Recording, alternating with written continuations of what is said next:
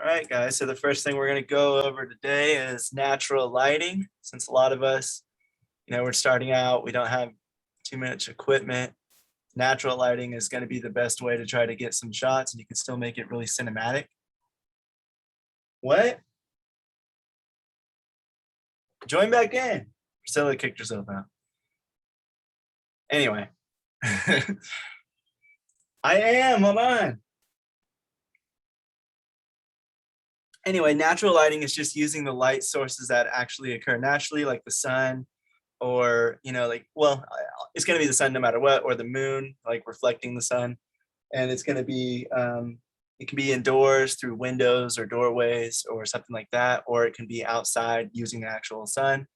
And the main thing you're doing when you're shooting with natural light is trying to find ways to either block the light or shape it so that it has that same effect that you want it to look like if you were shooting with studio lights.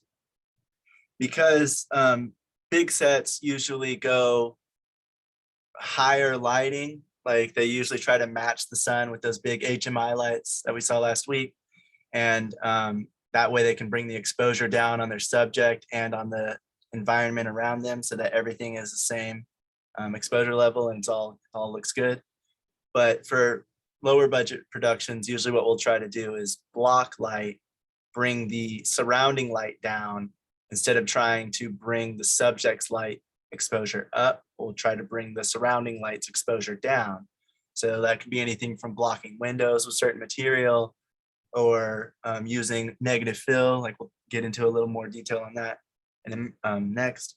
But so we're trying to shape the light to make sure that we can still have these nice looks. And it's also really about timing and knowing your location and where the sun's going to be at what time.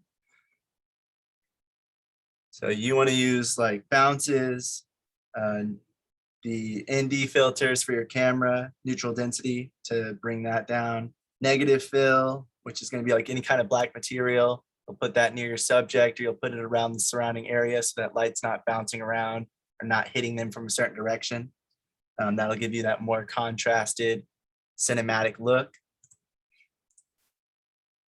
You just basically want to block what you don't want and try to shape what you already have there. Because the sun's so big and it's making so much light, it's a great light source. It's hard to control because it's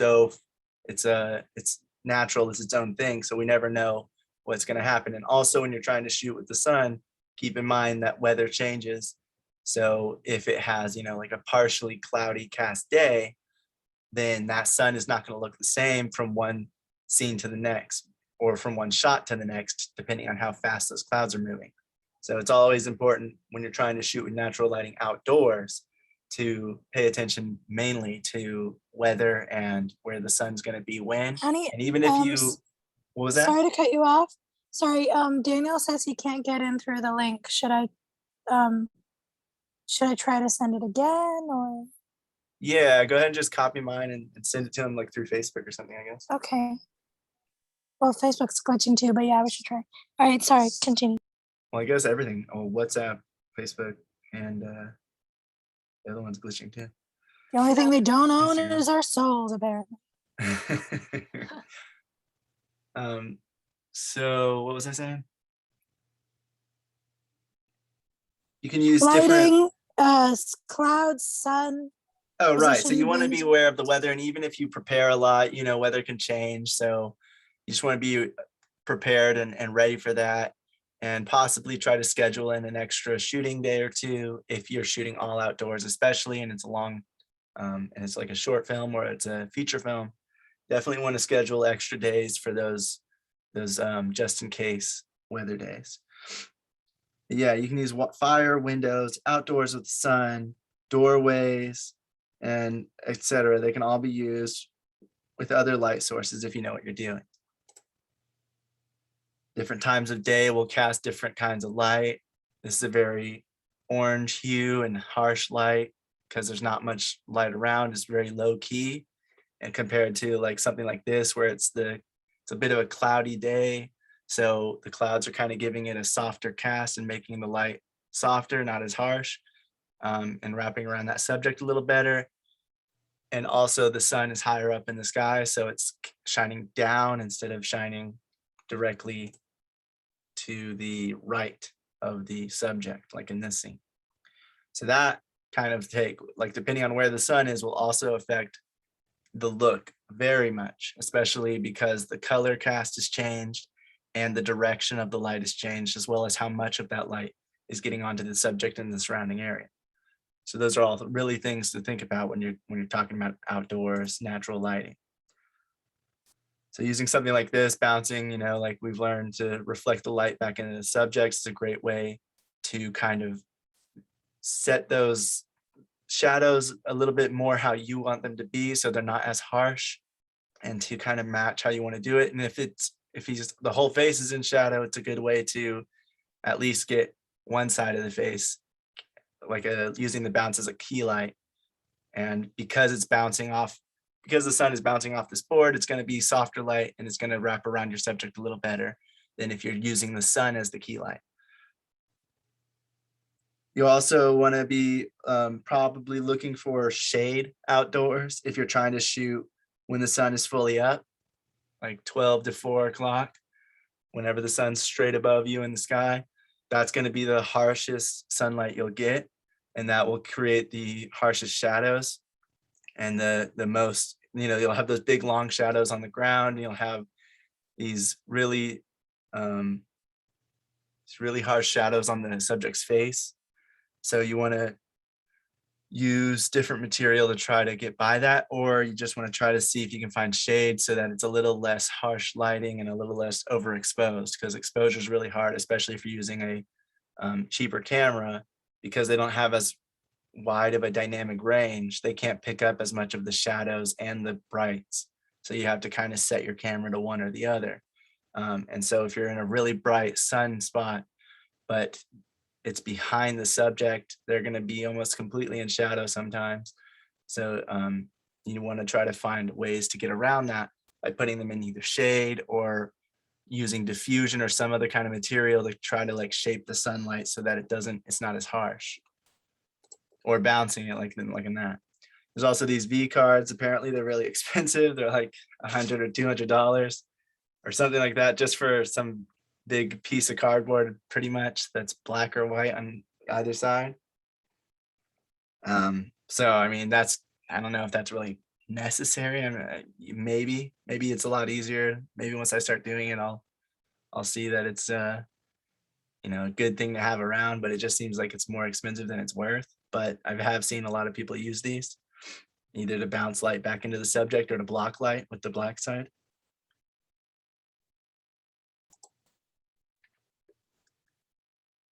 Windows typically have soft indirect light, especially with something like a white curtain. So if you're shooting inside and you're using the window as a key light, if you have a white curtain or something like that, it's always good to put it over the window. That'll give like a nice soft light coming through the window and hitting your subject and wrapping around them.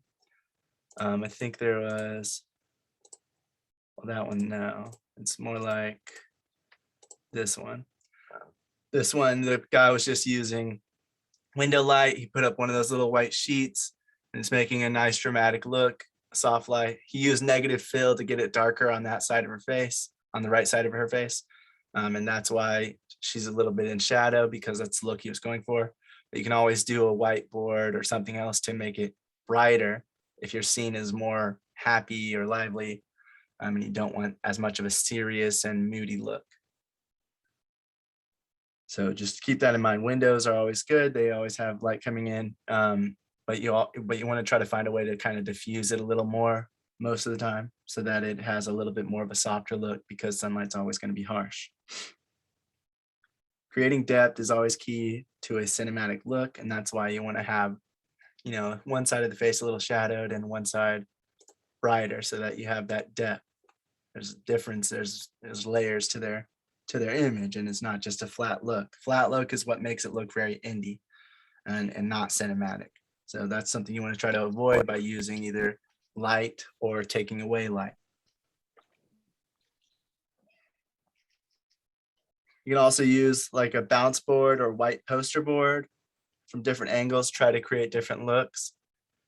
You'll see once you're using it, if you're on set, if the more you move it around, you're reflecting different light, you're letting different light come in, and that's or bounce around and hit the subject's face, and that'll create different looks with each angle that you put it. So it's very much a go to the location and try to figure out what you want on set kind of thing if you're using natural light. But it does allow you to have a bunch of different looks with just not even having any lights at all, just a few different materials to try to shape the light. Um, like in this picture, he was saying if you have a window at the side of your talent, like on her left, yeah.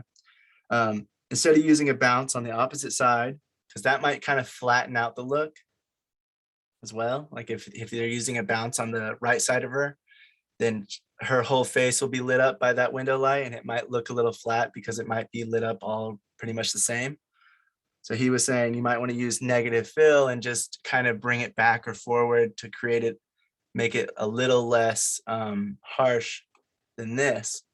If you want to kind of like a brighter look, you can always like light up the inside, make it a little more orange instead of like this dark color, and maybe just bring the negative fill back so that it still has some light getting that on her right side of the face, but it's not as harsh, it's not as dark as this.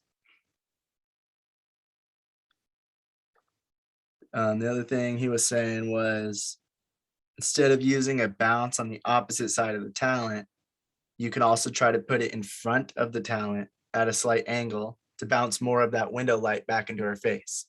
So where she's looking away towards camera right here where the window's leading off into.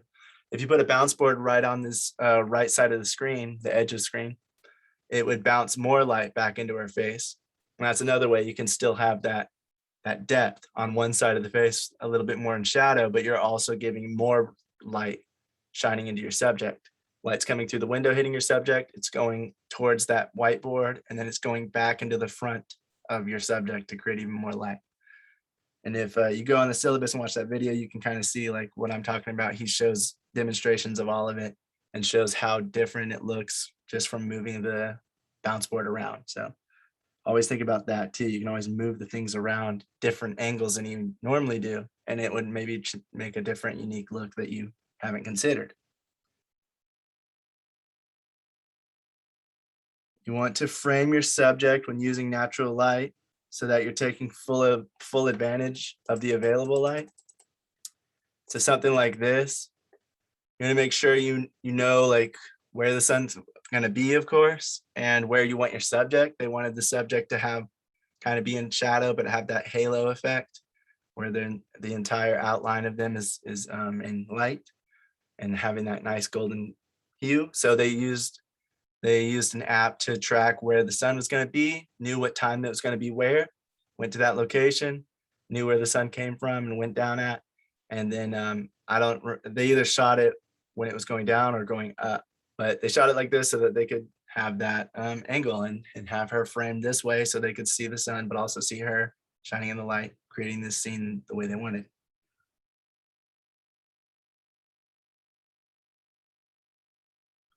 You don't want the subject to have flat lighting, so be sure to think of different ways to add, diffuse, bounce, or use negative fill to take away. You can also use Windows Scrim, like we were talking about for that. Windows Scrim or film, that would be this stuff. Let me get to it. So this stuff is like the ND filters that would go on your camera, but it's for the windows.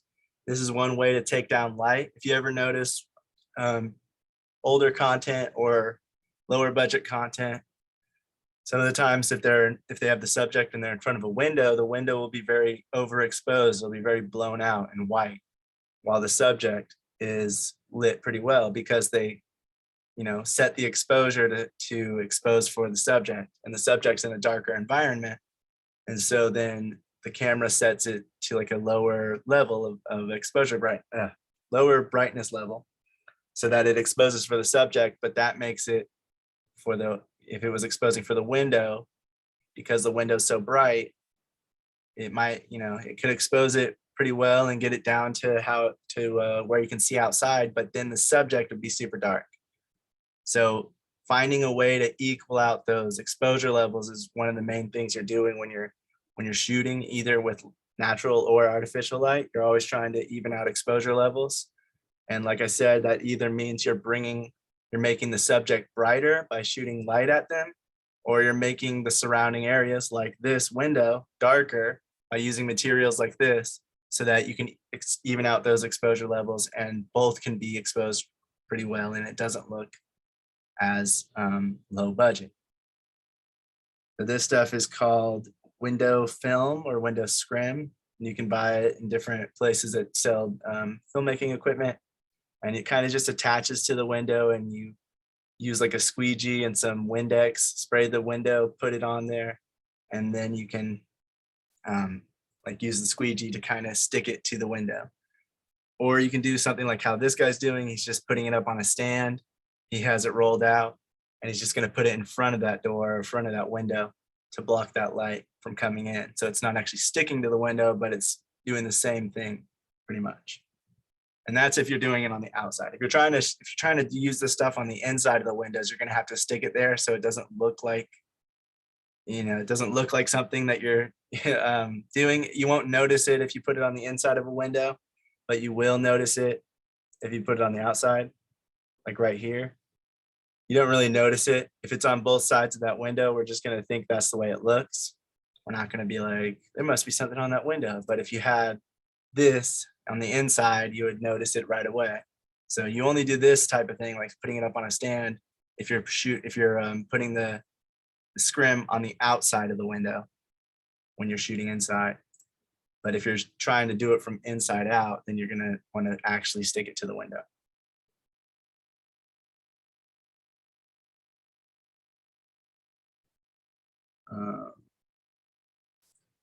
Another thing about this stuff is like when the window light's coming in, you can also use different materials and different things to try to shape the light. Stuff like this, if you want a unique design, you can just get some poster board or something similar to that and just cut out some shapes, kind of like what they're doing here. And that way when the light's shining through, it's going to make it look like it's coming through some kind of window. Like maybe they want to seem like they're in a church or in a different building that has unique architecture. Well, you can always cut out some shapes or cut out a language if you're doing something like that, and just put it on the window or put it up kind of like this, where the light's going to shine through it, making it look like it's shining through a window and making it look like it's coming through somewhere where it's actually not. So this will block some of the light, but it'll also shape it and give it a unique design, make it look different. So that's also something to consider. You could even have something like this. Even though they're using the actual windows, you could create something that looks like that and just put it up and have the light shine through. And on the floor, you can see the design of that window come down. So if you just put something up like a box, a cardboard piece, and then you cut out some shapes, made it look like a window, as long as you do it pretty well, it's gonna look just like that pretty much. It's gonna look pretty good. You want to keep that in mind. There's a lot of different things you can do in it. There's a lot of different there's a lot of different cheap options you can do if you don't want to have to spend that much money. Like I was saying, on this V board, $200 or something. If you just want to create your own bounce board, you totally can, because you just have to get like a white poster board and figure out how you want to do it. It might not look exactly the same, but it'll still have somewhat of the same effect, so that you don't have to worry too much about all this expensive stuff, because that's the main thing when you're shooting on a budget, is trying to find how to get that look with the least amount of equipment as possible, so that you can get it as cheap as possible. So that's why people always talk about those 5-in-1 reflectors, because those have a lot of different options. So you can use them on many different for many different scenes and many different looks: gold, silver, white, the diffusion, and the black side for negative fill. And you can create really nice looks just with using natural light, just like something like this. Like, it looks kind of cinematic. Of course, you probably have to do some editing at the end, but upping the color grade and upping the color correction and all that, but it'll still come out pretty good and look really good and look cinematic. Does this window scrim come in different thickness to diffuse different amounts of light? Yeah, Vish. They were saying it comes in different, like you said, different thicknesses, and you'll have to look it up. But light is measured in like stops, just kind of like how camera apertures are. So it has different stops of light. One stops maybe like 2 stops of light. Another scrim would stop 1 stop, and another scrim would stop half a stop. So it'd be a little less thick, and that would just make more light come through. So there are different variations of it. So you always want to be aware of that too. And if you can, you probably want to have all of them so that you can have as many options as you want. But if not, just kind of look up reviews and see, how much light is getting taken away with each. So you can kind of at least have a little bit of a sense of what you think you need when you're using that stuff. Another thing you can do if you don't even want the lights at all, you can use trash bags or something similar like that, or just like a see-through material like regular curtains, like we were saying, or a bed sheet or something like that, to have the light pour through, but not have to get all this type of equipment and everything like that. You can still have a nice look come through just from using regular household items. It just might take a little more work to set up and practice with to figure out if it looks good or not. But yeah, I think that was it for this stuff. Oh, and then also, of course, you can still have something like this if you want to have the subject in shadow. It's totally fine. And it gives a different kind of look, and especially if the character's, kind of like off in his head thinking about something or being mysterious, and the other person's trying to see like what they're thinking or telling them something. And any kind of scene like that, it will work really well. And just however you want to use it, just know that it has a very different feel to it. So if you're going to use something like this, do it on purpose instead of just doing it because you don't have the equipment. Because you can always shut those curtains a little more, up the brightness on your camera, and use a bounce board to reflect light back into them if you're not trying to get them to be in shadow.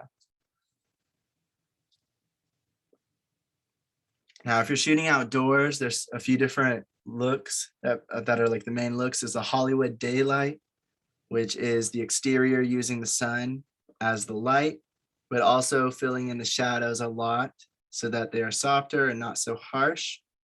This look is used in happier moments as it is high key lighting. Bounces and large scrims diffusion can do this. So if you're going for that look, it would be something more like this. But instead of the clouds, it would just be the sun. So you'd have to use diffusion material, like those big scrims and stuff like that. And you just set that up so that it's having a nice soft light hit him. And then you're filling in the shadows with like a bounce board or something else. And that will even out the lighting all over him. It would probably be a little more brighter than this, and not, the overcast of the sky wouldn't be cloudy, because that's usually seen as a little more depressing. But it just depends on what you're going for. Of course, you can always use clouds, and it can still be a happy moment. But it's just something to keep in mind, because generally clouds are seen as like something a little more on the depressing side. Then you have harsh sunlight, and that's when the sun is used to create harsh shadows, and it's low key lighting, kind of like more so like this. If we were seeing it from the camera's angle, we're seeing very harsh lighting on that guy's right side, and the rest of him's kind of falling off into shadow, especially from that hat. And it's low key because there's not much light around the area, but he's still getting a very harsh light because the sun is hitting him directly on from his right side. And that's usually used to emphasize harsh conditions or hard times, or even to emphasize heat, depending on how much of that light you're letting hit your subject. You can make it seem very like it's, they're having a really bad day, it's really hot, and you're trying to show how much sun is hitting them. So you want it to be very harsh and very direct. But it'd be, if you're doing that, it'd be more light than this. It'd probably be about half his face or more, and creating that really long shadow from your subject would be like casting all over the ground. That will show the heat more so. There's also orange sunlight, which is sort of like this when you're shooting, and it's used to show like warm moments or heat or other various things. And it can be achieved either by adjusting the white balance. If you're not actually shooting at a time of day that has this orange hue, you can just adjust the white balance on your camera, but just be aware that it'll also affect the rest of the scene. So the rest of the scene will get a little more orange as well. So if you're shooting near water and you're trying to get that orange warm look, the water will turn a little more green because it'll have that bit of orange in it. So just keep that in mind. You can also adjust the colors in post-production. So if you're just shooting and you want it to look very orange, you can always, do that color grading later on. But you have to just be aware that whatever camera you're using will have more or less color information than others. So you just want to know kind of what your camera can do and what it can handle and what it will be able to do in post-production. So that's why it's always good to kind of like shoot a little bit with your equipment, kind of know it inside and out, and before you jump onto your larger projects and your more passion projects. And then of course, early morning and late day with the sunrise and sunsets, they'll have naturally a more orange color temperature. And that'll be like this golden hour filming. You see these in a lot of films, a lot of things. They have like about the hour before the sun sets, or the hour before the sun rises, or right after the sun rises, golden hour. Just when the sun's barely peeking up or barely going down and there's still like half of it showing out. It gives off a very orange cast. It changes the color of the sky. You'll see this in a lot of romance scenes, or just, very warm and nice scenes. You'll usually see this golden hour being used. You just want to always be aware, if you're trying to shoot during golden hour, it's about an hour, sometimes less. So you always want to prepare beforehand. And know what you're going to do. The actors need to know their lines. The crew needs to know where they need to be and when, and how they need to be. And DP needs to know what to shoot, and the director, and everyone needs to be in good communication and know what they're doing, because it's a very small time crunch. You only have like 45 minutes, because every minute that passes, that sun is moving quickly.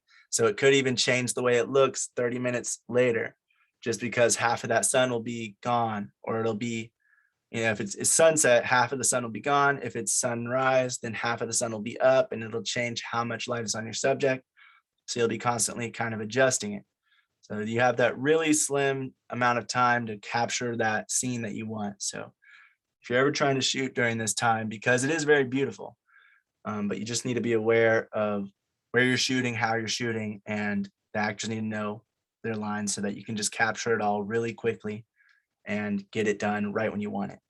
Be set up beforehand. Don't get there on golden hour. Get there a few hours before, set up, get it ready, be ready. And then at that time, when it's looking the way you want it to, shoot it, get it done, and call it a wrap.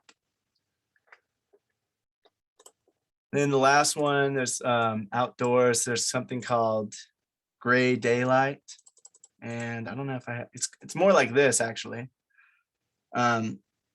And this looks achieved by shooting outside on a cloudy day when the clouds act as diffusion, casting a very soft light. There will be virtually no shadows. And alternatively, if you're going to shoot at a different time of day, but you want it to look cloudy, like I said, you'd need a lot of overhead diffusion to get this look on a non-cloudy day.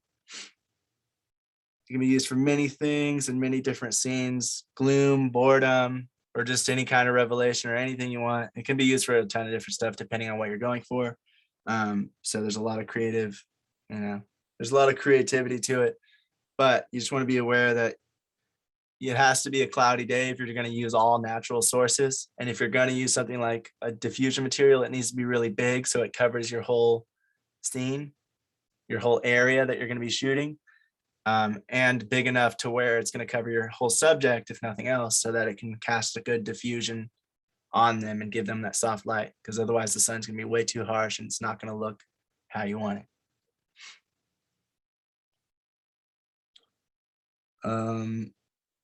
Lastly, my notes, let's see, I think I already said this. When shooting outdoors, the sun will change position, and also the lighting will change depending on what surrounds the shot. I didn't really say this.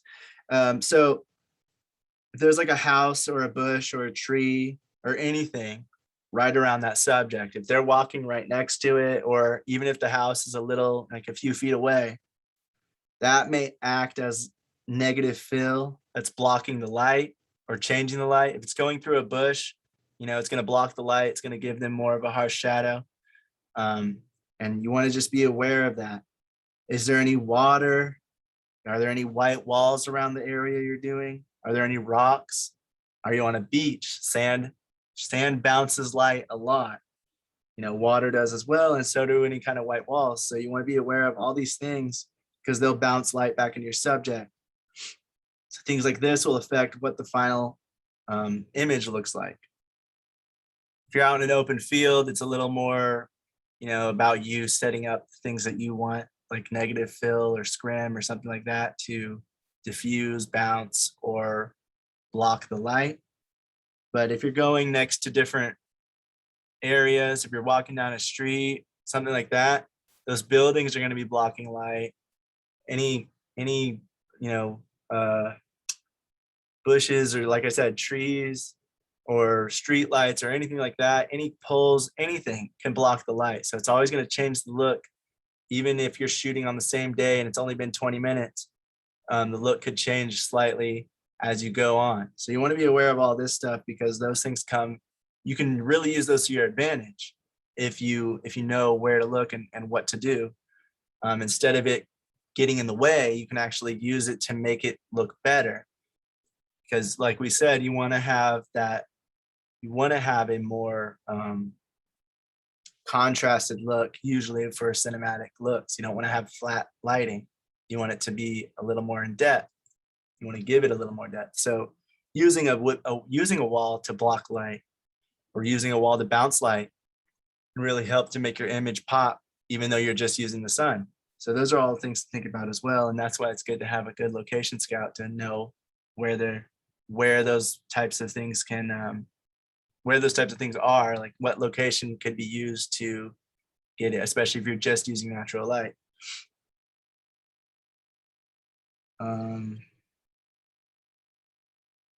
Not lastly, but another thing is, like, when shooting outdoors, most people all agree that you should have the sun kind of as your backlight. If you put the sun as a direct key light in the front of your subject, first of all, it's going to be hard for them to keep their eyes open because the sun's so bright, they're going to be kind of squinting. If you've ever tried to take a picture of somebody and the sun's behind you and they're staring into the sun trying to look at your camera, you'll know that it's really hard to get them to look natural because they're constantly squinting. So that's one reason not to have the sun be in front of the subject, but also because it'll make them really overexposed. It won't look good, and it'll be really hard to compensate that and make it look right. So what they usually do is either have it kind of like on the side, like in this picture, or like on this completely on the side, like in this, or they just have it coming from behind them. Let me see, like in the Lord of the Rings. They're either like it's coming from the side or behind, like kind of like a backlight. You put it somewhere at an angle front to your subject so that it kind of shines from behind them, because you can always use bounce and stuff like that to reflect light back into your subject, and it'll give you a little more control. If you're shooting it with them with the sun in front of them, it gives you less control because you can't really control what's going on behind them. It's probably going to be in shadow if you're trying to shoot them and they're going to walk past screen, something like that. If they're walking towards the sun, you can do it and you can get a cool look kind of like this if that's what you want. But just be aware that the back of them will be in shadow like this, and it'll be a lot harder to control and make that contrasted look of shadow and light on their face and everything, because their whole face will probably be lit up from the sun being the key light. So you just say use the sun as a backlight and use like a bounce board or something like that. If you're doing natural light, you want to use like a bounce board or just diffusion to kind of make them or negative fill to shape the light and make that contrast look. Oh, and then another thing they say is like I said, know your gear, because your camera is not going to work for every situation. Some have a higher dynamic range, so they're better for capturing, long in the outdoors when it's sunny because it'll capture more shadow and more light. So if something's giving shade, it'll be able to capture more detail in that shade while also capturing detail in the bright spots. But other cameras will shoot a lot better in low light than others. Some cameras, the ones that are having high dynamic range, because we're talking about budget here. So like the ones that have like higher dynamic range, they might not be as good in low light conditions or other conditions like that, because they were made more for the outdoors consumer or something like that. So just be aware of what your camera can handle, and if you need to get another camera for the different type of shot you want.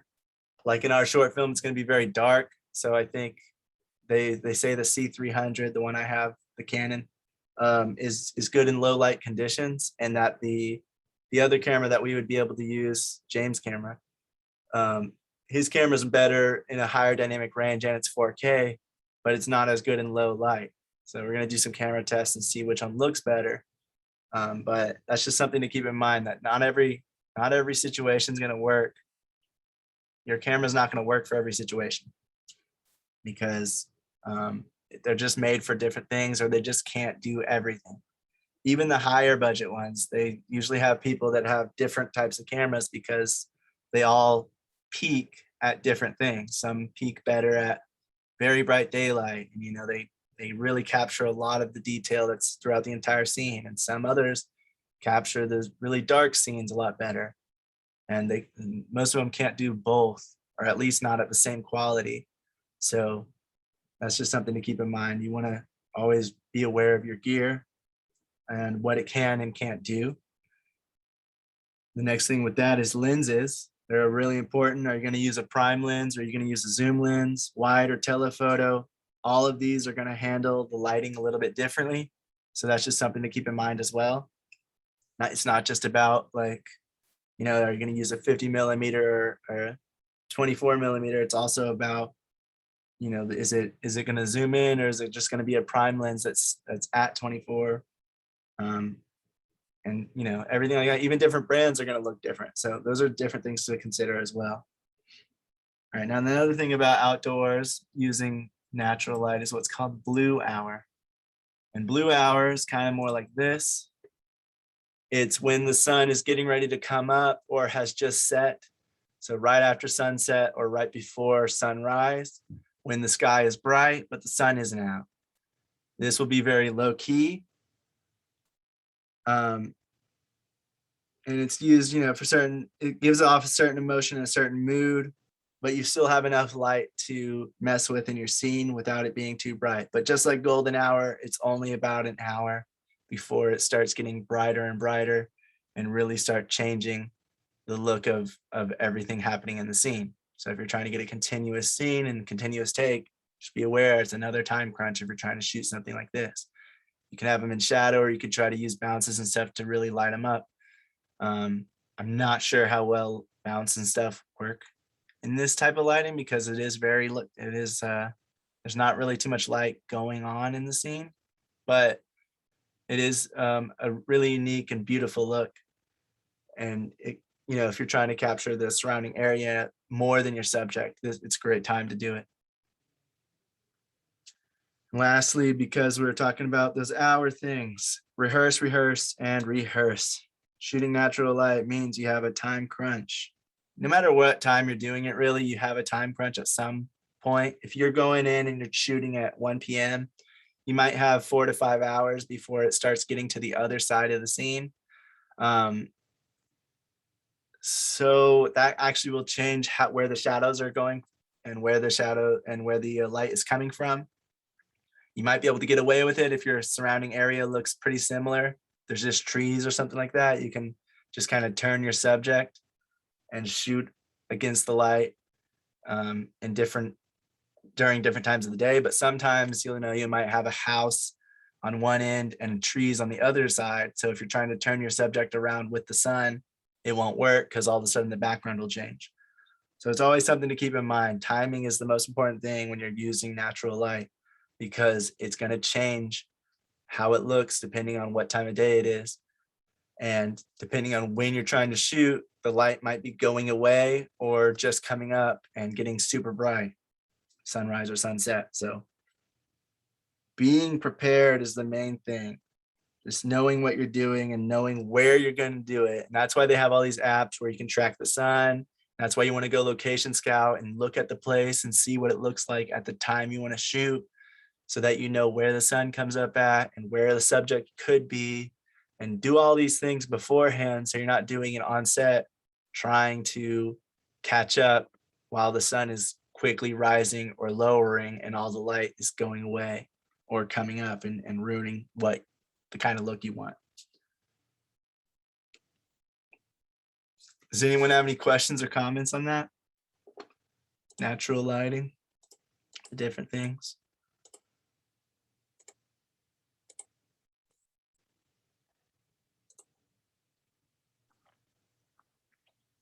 Yeah, I want to share something from my experience. Is the golden hour, right? In the mornings, the light seems to fill the darkness pretty quickly. Mm-hmm. And the moment the sun comes up, it just fills up, and you don't have too much time to essentially capture the way you want it. Right. And the sunset, it's a little bit more, you kind of know which direction the brightness is going, and it seems a little bit more gradual in the sunset. And that's what I noticed. I think I was shooting early mornings, and the light came up pretty quickly. We didn't have too much time to get that look, without the sun fully blazing. Okay, that's so one thing. sunrise is it like a little bit more of a time crunch? I guess it has to do probably more with your imagination. It's like you imagine that, okay, sun is setting, so the light is kind of gradually decreasing, right? You kind of intuitively know that that's what is happening. But when the sunrise comes, it just takes you by surprise, and it fills the darkness fairly quickly. Right. And that becomes, I think, problem, especially getting your equipment ready and all. Right, and I think the other thing about it is when you're shooting before or right during sunrise, it's going to look sort of like it would when it's the sunset. But like you said, the more the light comes in, the harder it is to keep that same look. But whenever the light's going away, there are a few more tricks you can do, like using bounce or using the camera and upping the gain a little bit, or upping the ISO a little bit to try to kind of match the old look. But yeah, like sunrise, sunrise would be a lot more difficult to maintain the same image than sunset. So that is something else to consider then. Thanks, Vish. Yeah, and also I think the other thing which I noticed was that if you are shooting on the beach or in the snow, never do the shooting midday or when the sun is fully up. The bounce from both of them, the sand of the beach and the snow kind of will become a little bit overbearing. You So have it would to be like too overexposed. Yeah, I mean the obvious is the snow is definitely it's reflective, right? But you'll be surprised how much reflection even the sand can make, and it becomes really difficult. I think because when you have it in the background, it becomes too contrasty, and you have to really play with that stops to get it right. Right, and it's reflecting so much light that it's creating this weird look that doesn't look as natural as we're used to. And actually, that brings up a good point that somebody brought up. Whenever you are location scouting for outdoors, you also want to be aware of things like that, like if there's a beach, but there's also a cliff. You could put the subject somewhere near that cliff so that they have that shadowed side, it's blocking the light, but they also have that beach side that's reflecting the light back into the other side of your subject. So then that can give you a contrasted look as well. So if you know what to look for, like I was talking about with the buildings and all that, then you can know that the more you mess with it, the more you can see like how it's going to affect the look. So you can see like, is this going to block the light or is this going to reflect the light?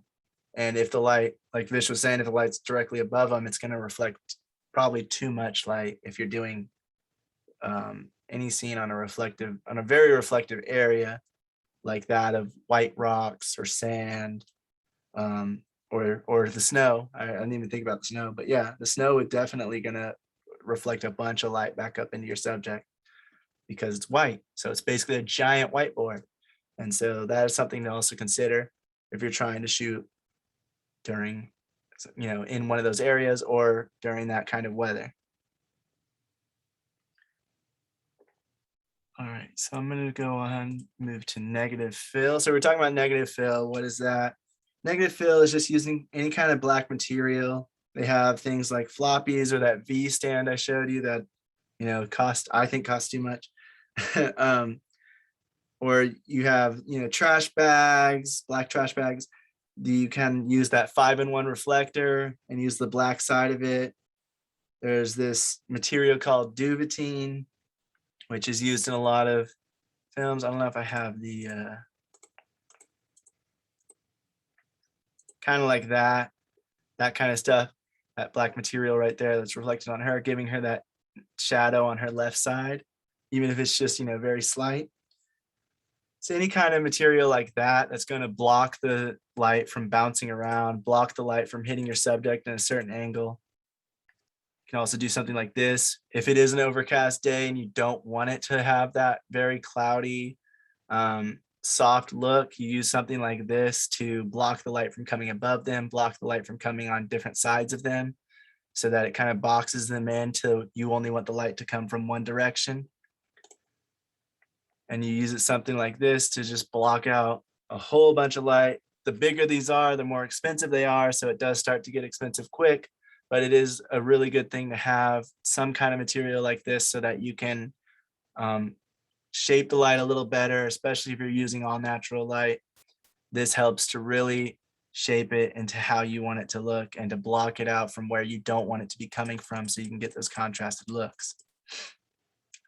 Like this, like it's a little more flat on the left, but on the right side, you can see it adds just a little bit more depth. It's typically applied to the broad side of the talent, which we'll talk about on Thursday.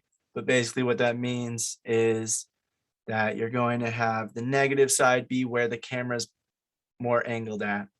So the camera's a little more angled on her left side, which would be our right. And since it's angled on her right, they're putting the negative fill on that side of her face so that we're seeing the shadow and going into the light. So there's a little more depth. If you're doing it the other way around, it kind of leaves the other side of the face off in shadow. And most people think it doesn't look as good.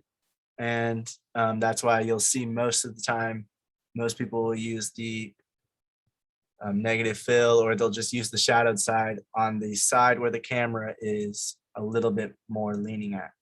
So since it's coming at her from that side, they're shadowing that side. That makes sense. It just helps things look a little more three-dimensional. It gives a little more depth to it. Like you can see in this picture, without the negative fill, it's not terrible, but it's not as interesting as the thing with the negative fill when you have a little bit more going on, just because all they did was add that black sheet next to her, and it just adds a little bit more depth. She looks a little more 3D, doesn't look as flat.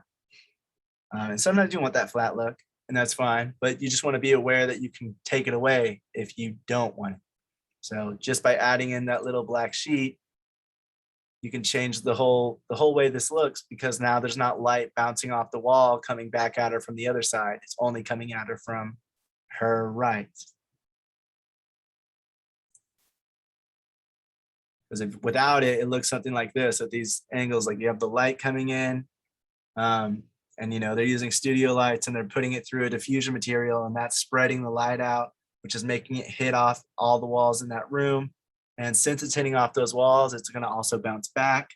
And so that wall on that far side is basically like a giant bounce board, and it's bouncing all that light back into her. So what they do is put something like this black material, this duvetine, I believe that'd be duvetine, or maybe it'd be a flag or a floppy, I don't know.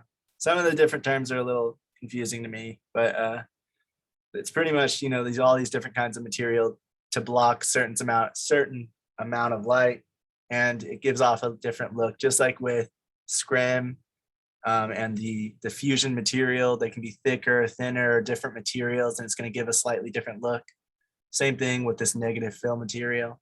There's different kinds so that it blocks less or more light, and it you know, like you can even have some that are kind of see-through that'll only block a little bit of light, but it'll still let most of it through. Or you'll have this stuff that actually blocks it completely. And the different materials will just make it look a little bit different depending on what you're using. It's like with this guy with this reflector. That's like the 5-in-1 reflector, and he's just putting it up on some kind of stand. So without it, you see it on the top, and with it, you see it on the bottom. He looks a little bit too orange. I think you should have edited a little bit less orange for my taste, but you kind of see what's happening here. And he's also doing the shadow on the side where the camera's at. So he's doing the shadow on the broad side.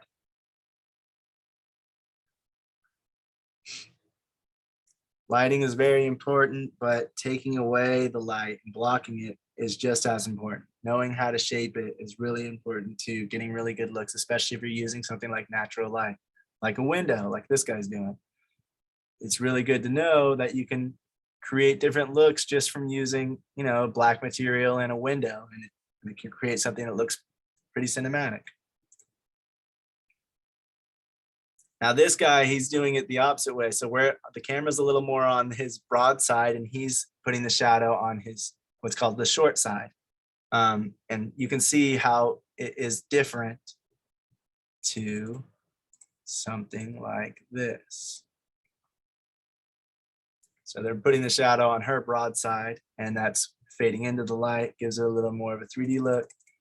But there's also, you can also do this and it still looks good. It's just going to have the face start out light and then fade off into the darkness, and it kind of hides the face a little more in the shadow on that side. So it's something to be aware of when we're shooting, and we'll talk about broadside and short side more on Thursday.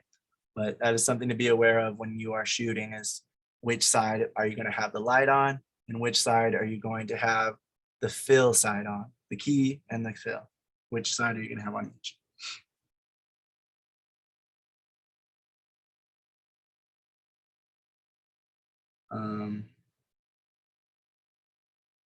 When getting a flat, evenly lit look, adding negative fill will add contrast, giving more depth and more cinematic look.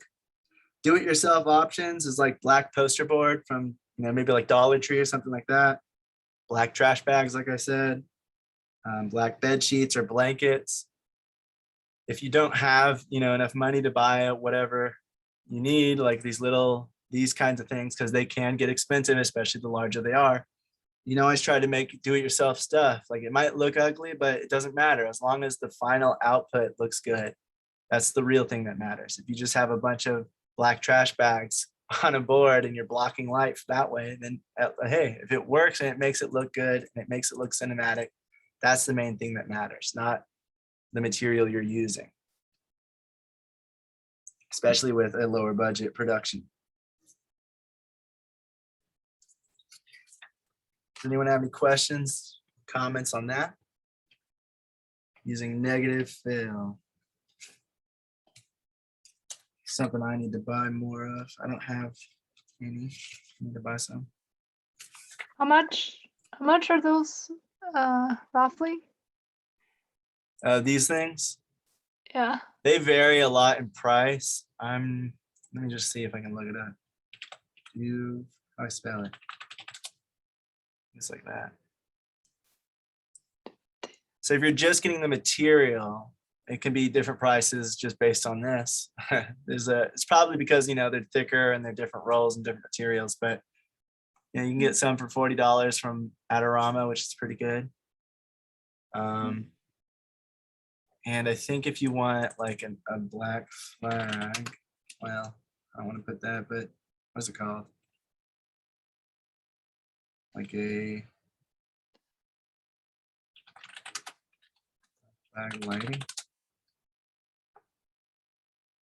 So you can get something like that for like 40, 50 bucks. Probably find cheaper options in certain, on certain websites and stuff like that, like either Amazon or eBay or something like that. But overall, it's not terribly bad. It is a little expensive. And then you'll also have to, of course, buy like a stand or something for it. So it could probably get up to about 100 for just a few different materials, but it's always good to have something, which is why I'm talking about like, Dollar Tree poster board if you don't want to pay this much yet and you just want to see how you can affect the scene without it. And Dollar Tree black poster board can do that, or black trash bags to block out the window and stuff like that. You can always use different things, different home materials that can have pretty good effect. Not exactly the same, but you might even like it better depending on what you're going for. See. Thank you. Yeah, no problem.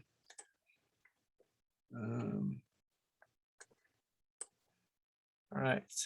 So after that, we're getting into sound. Now we're going to be talking about wild tracks. We talked about this a little bit. Just going to delve a little deeper into it, go over some of the notes I had. One note before we get into that, though, is something I wanted to clarify.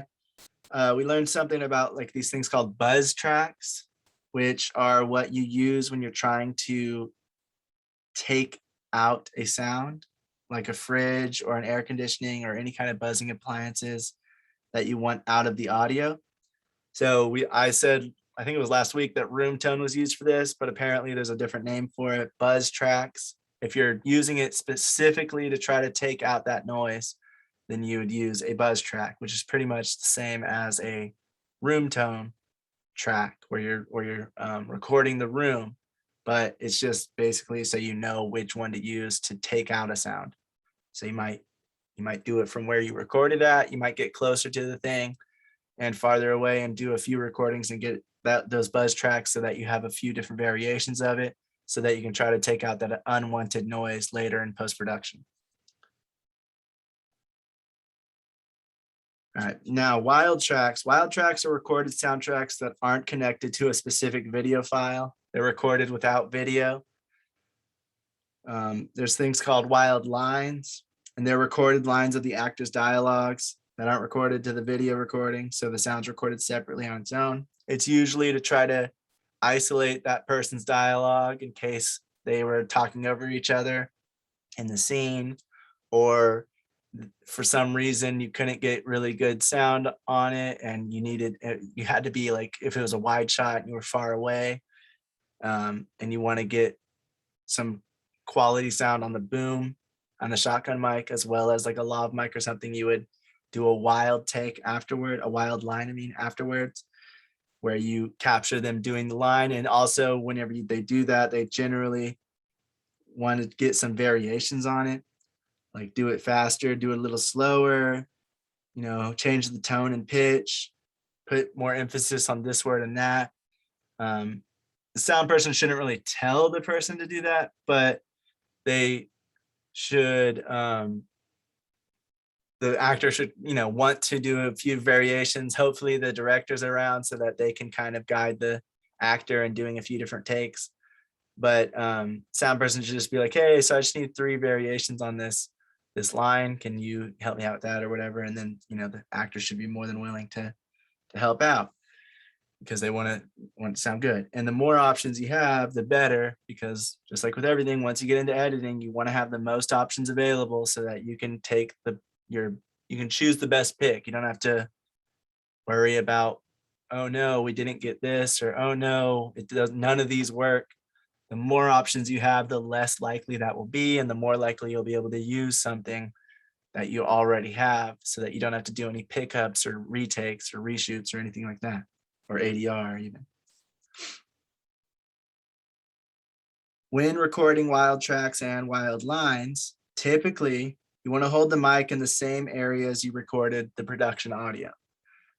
So if you're trying to isolate those actors' sounds, their dialogue, and they were talking over each other in the scene, but you want to isolate them and have each one do individually just in case, so you have it. Then you would try to stay around the same area you did when you recorded their lines while they recorded the actual scene.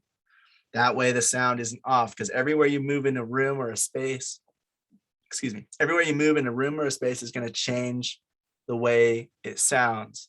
Even if it's just slightly, you'll notice if all of a sudden it sounds different and then it goes back to sounding how it did. So you always want to try to record it around the same area, so you're getting that same you're getting the sound from the same angle, and it's bouncing off of the same things and coming into the mic at the same directions and all of that. So wherever you're recording, try to record it again when you're doing wild tracks or wild lines.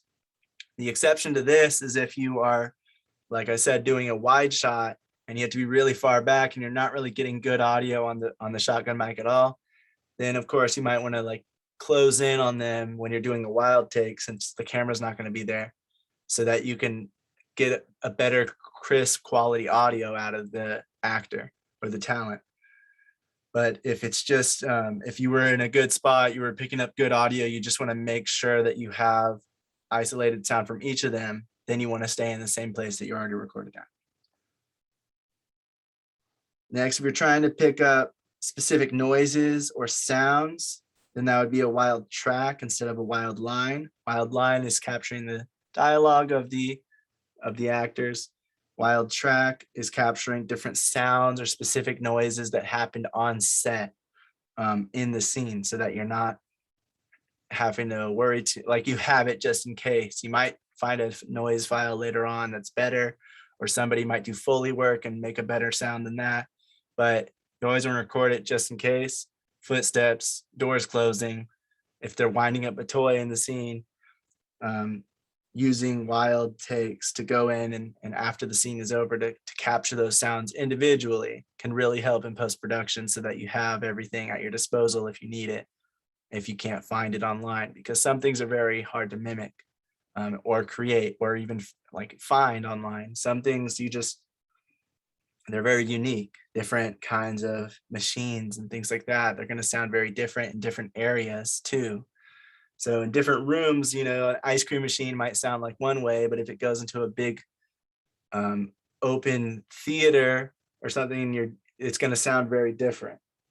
I know like ice cream's not a theater, but it's just an example. So that's why you try to pick up these sounds on set individually on their own, so that you can have those sounds in case you need them.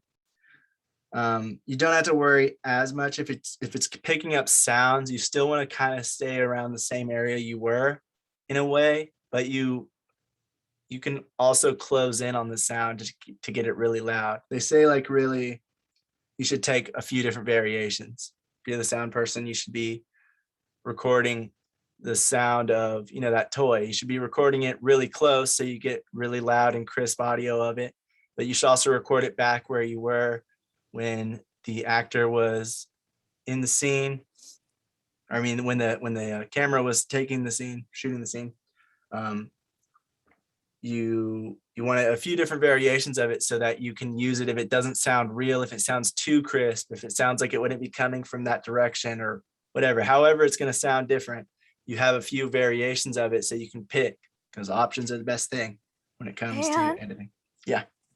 Sorry, I was taking care of something. Did you respond to V's last question? Or did I No, I just didn't miss see it? it. Is Oh, okay. ADR worst case scenario being that wild lines can be captured best while still on set versus one to 2 days later at a different location? Yeah, I would say so, because if you can get it on set, you already have the actor there. It's already their day of work. You don't have to bring them in. It's also about pay. You don't have to pay extra for the people to be doing their retakes and reshoots. And also the location, the room is going to sound different. You might be able to get away with this with the room tone recordings, and overlaying those over that sound, but it's still probably not going to sound exactly the same, just because the acoustics of a room are very different in each scenario and how big it is. And you'll notice this if you go into a big wide open garage that's pretty empty, it kind of has an echo. And then if you go into a room that has a lot of stuff in it, even a garage, it'll sound very different because there's more stuff blocking that noise and blocking those sound waves from bouncing all around and coming back at you. So I think ADR is used as like a last resort, like you said. Actually, pickups might be used as last resort.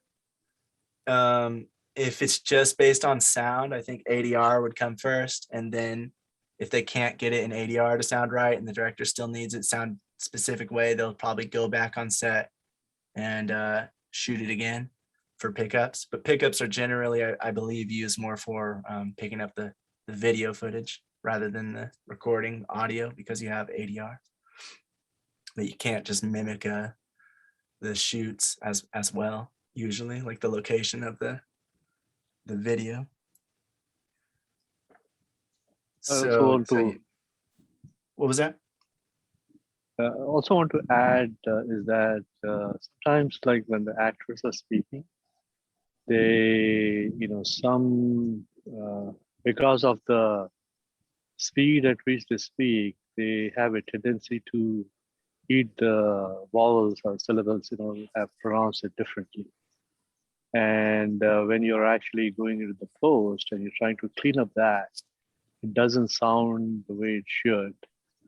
So in those cases, the variation that you mentioned, in the wild tracks or the wild lines, that comes out handy, because sometimes an editor just needs a piece of the audio to patch it, which is a lot easier than going into an ADR where the studio surrounding is too clean, and to match it, becomes really difficult.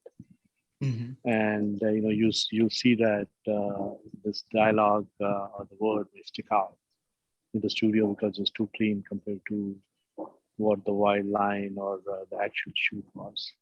And of course, pickup is another option, but it becomes too expensive because you have to get the location again, and also for ADR becomes expensive also, because you now have to schedule the time of the actor and then the ADR studio that you need to rent. So all those And things are ADR recordist and all that.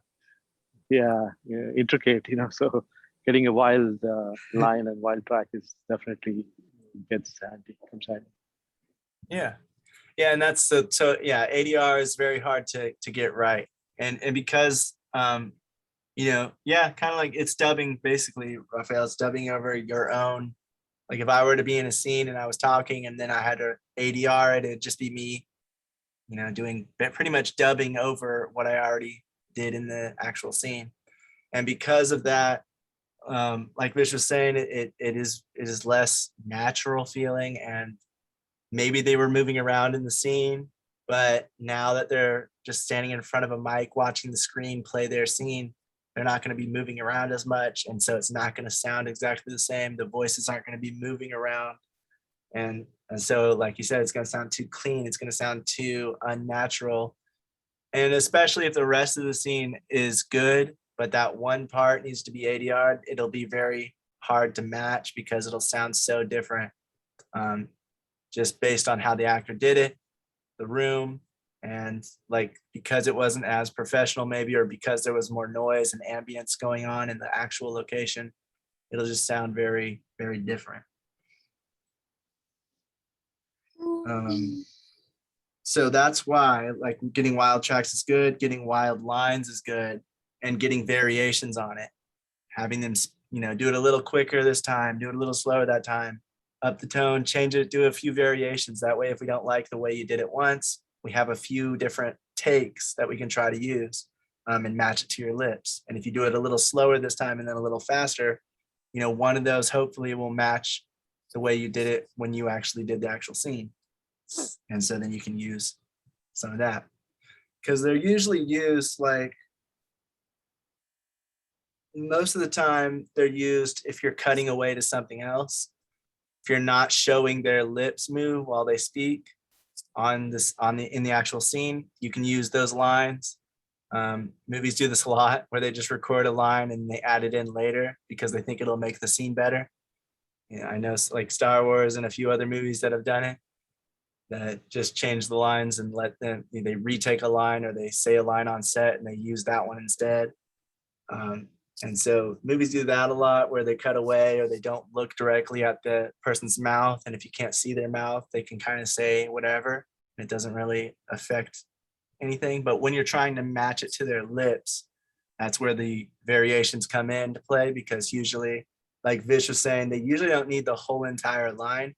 They usually just need to clean up one part, because maybe there was all of a sudden like a popping noise, or something affected it, or they just ended their line very weird on the actual take that was good up until that one part. And so then they'll just change that little part with the wild line. And that way the whole line kind of works together. It's hard to do, but it is good always to have options to match and try to change and adjust around, so that you're not having to re-go out there and pick up shots and stuff like that, or do ADR, because those are expensive and they're harder to match. And of course, the other thing about it is the actors are already on set. They just did the scene, so they're kind of more in the zone. They kind of remember how they did it. They know the lines perfectly well, and they are, people's voices sometimes change if they get sick or if something happens. So being on set during the same exact day, doing it right after the last take, is the best way to get them to sound the most like they did in that actual footage. Another thing is, when you're doing those sounds, another way to do it is try to remember where the camera was, because you might want to try to get a variation where you are from the perspective of the camera. That's used in a lot of movies as well, where the sound, it's like you are the camera, the audience is the camera, and they're seeing the movie from the camera's eye. So we're hearing that world around us from the camera's point of view. So that's another way to get it. So if you're picking up that sound of that little toy winding up, to do it from where you did it when you recorded the people's dialogue. Do it right up against that toy, so you get a really clean, nice, isolated clip of that audio. Do it from where the camera was, so that you pick it up from the camera's point of view. And then, a few variations here and there, upping or lowering the gain so that it's louder or quieter, so that one might work, one might not. And that way you have as many variations as possible, so when you get to editing, you can have a lot of choices.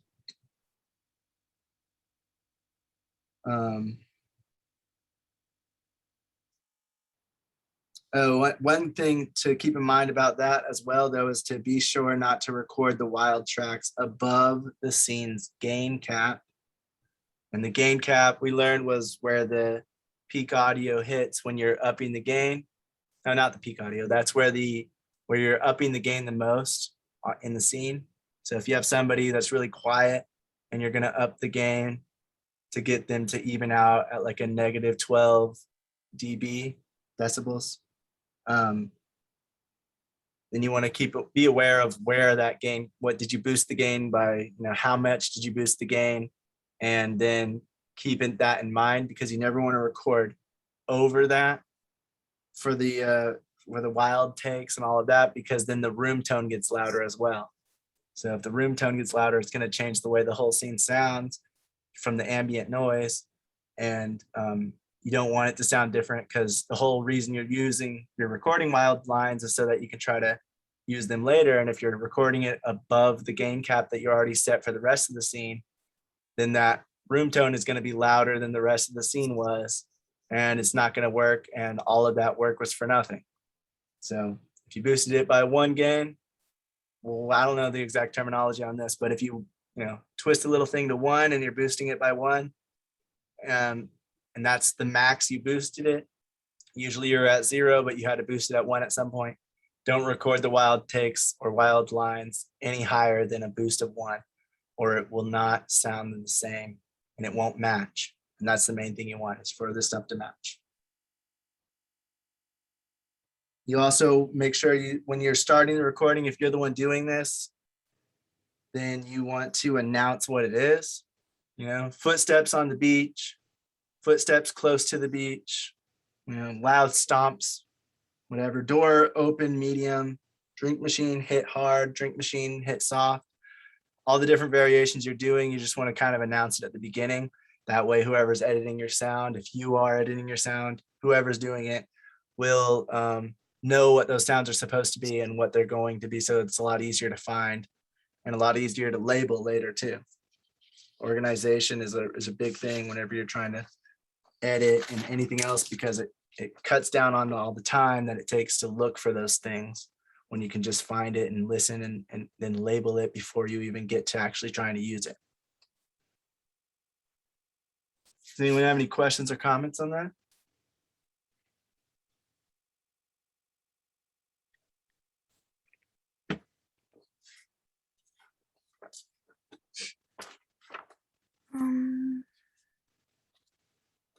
Dang it, I had one, I forgot. I remember I had one saved in my head specifically for when you were going to talk about this, and now it just blew my mind.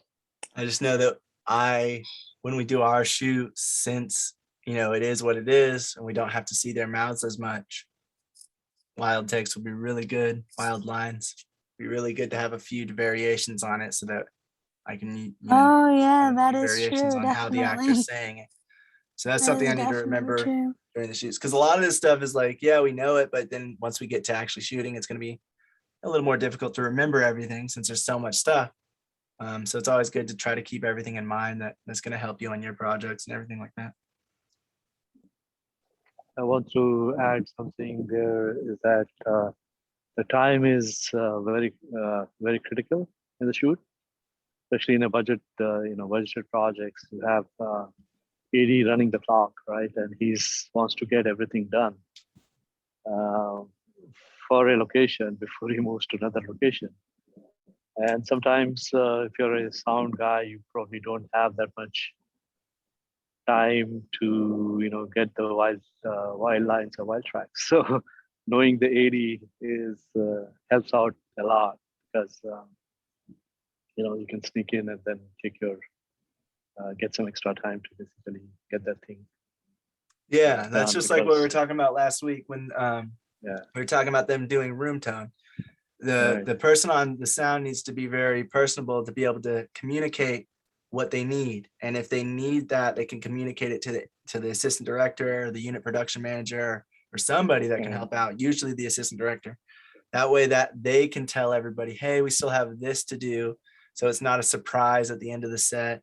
So everyone's not like, yay, we're wrapped, we can go home, and then all of a sudden, hey, we need to take 17 lines or 5 different takes of this same line, and make the actors a little more frustrated or annoyed because they thought they got to go home, but now they're stuck doing more work. Instead, if they're telling everybody beforehand, if they're telling the AD, hey, after we're done, I'm going to do this, I'm going to get room tone, and then I'm going to get some wild takes of these lines. That way the AD can plan it into the schedule and can also communicate that to the rest of the crew and the talent that, hey, this is going to happen, so everyone's prepared for it. Thanks, Bish. That was, definitely something to keep in mind, that you always want to communicate everything. And that's why everyone needs to have a good communication with each other to be able to know what's going to happen and when, so everyone's prepared for it. Right, because at the end of the day, when you do something in post and something doesn't come out right, it's the sound guy, right? And at the same time, the AD, if he doesn't get all the scenes done during the day or in the location, right, then it's he's answerable to the producer, because money is coming from the producer, right? So it's let me take this. And then that's whacked out the budget and the schedule, because now everything has to be extended to the next day or extended to the next week or something if it's the weekend, or so it extends the whole thing and makes it costly. And let me just take this as another opportunity to remind everyone that this, not just with sound, but with everything, communication is important. And also, when you're working on set, you will receive emails, you will have like documents. Read the entire thing so you know where to go, so you're not communicating with the production manager, with somebody, hey, where do I go? And it's on the freaking page that they gave you. Just call sheet, on the call sheet. It's on the call sheet. Like terms, things like that, you always got to still pay attention to terrible. everything, and it's always good to know what's happening, because the call sheet will have the scenes that are being recorded that day and it'll have who's on set, and it'll have the actors and all of that information for you. So like Vish was saying, time is very is like one of the key factors when you're shooting on a low, especially on a low budget, when you don't have enough money to be able to pay people an extra day, or if everyone's volunteering, they don't have enough time to actually take another day to help. So you want to be aware of that and try to get everything done on a scheduled time so that you have everything you need. And and as the person that is volunteering as well, it's your best interest as well. Okay, how can I make it so that we're done as soon as possible and I'm not late, or I can't, I don't end up not being able to finish it or something like that, you know? right. So asking the questions that are already available to you through the things you've got slows it down. And that's why it's always good to go over the things that you receive, whether it's an email or whether it's a Yeah, document. not saying you can't ask, just check the files, check the emails, documents first, and then if you still are confused, if you still can't find it, then ask. Hopefully with our production, we do a good job at putting all the information on it. Guess that'll be. Oh yeah, if we don't part put of the my information job. on it, or if the production doesn't put the information on it, that's on them. But if you have the information As available in to me. you and everybody's going up Yeah. asking the same questions, that's on everybody else. Exactly. So those are some things to keep in mind, because time is of the essence whenever you're I doing just it. love taking any opportunity to remind of that, because I know I myself have skimmed through things. It is a terrible habit, because when you see something that's too long, you're kind of like, oh, I'm sure there's not that much information, right? It's too big. Yeah. And and we end up making those mistakes. Next thing you know, you signed your soul over to Facebook because it's in their terms and services. If you read through all those giant, if you go to EA and play a video game, you got to read through a giant thing and agree to it. I usually just skip it, but I'm sure they're saying they're taking my information. Yeah, Doing all for sorts of all you stuff. know, they took your soul, honey. You signed over your soul to them. Yeah. All right. So last thing we're talking about is what to look for when you're location scouting. We've already kind of gone over some of this, so I'm just going to really quickly go over some things. We'll get into the more technical aspect later when we go over a tech scout, when you bring more crew. This is mainly for a location scout or whoever's scouting out the locations, things to look for, just in a general sense. And then we'll dive a little deeper into this sometime in the coming weeks. So first of all, you want to scout at the time you will be shooting. You don't want to go there if your shoot's going to be in the morning or if it's going to be at golden hour. You want to go to the location at that time. You want to see how it looks. You want to see how the light interacts with the rest of the scene. And you want to see where the sun will be and all of those kinds of things. If it's indoors, you want to see how the light's going to shine through the windows at that time. If it's a public place that you can't close off, you want to see how busy it is. You want to see how many people are going to be there. All of these things need to be known, and it needs to be known the time that you will be there, instead of like, oh yeah, 3 p.m. everything's good here. And then the shoots for the morning and you go there in the morning and it's completely different. The lighting's different. There's more people there, whatever the case may be. So you want to always be aware and go to the locations or send your location scout. Make sure they're going to the locations during the time that is actually going to be used for the scene that they are going to that location for.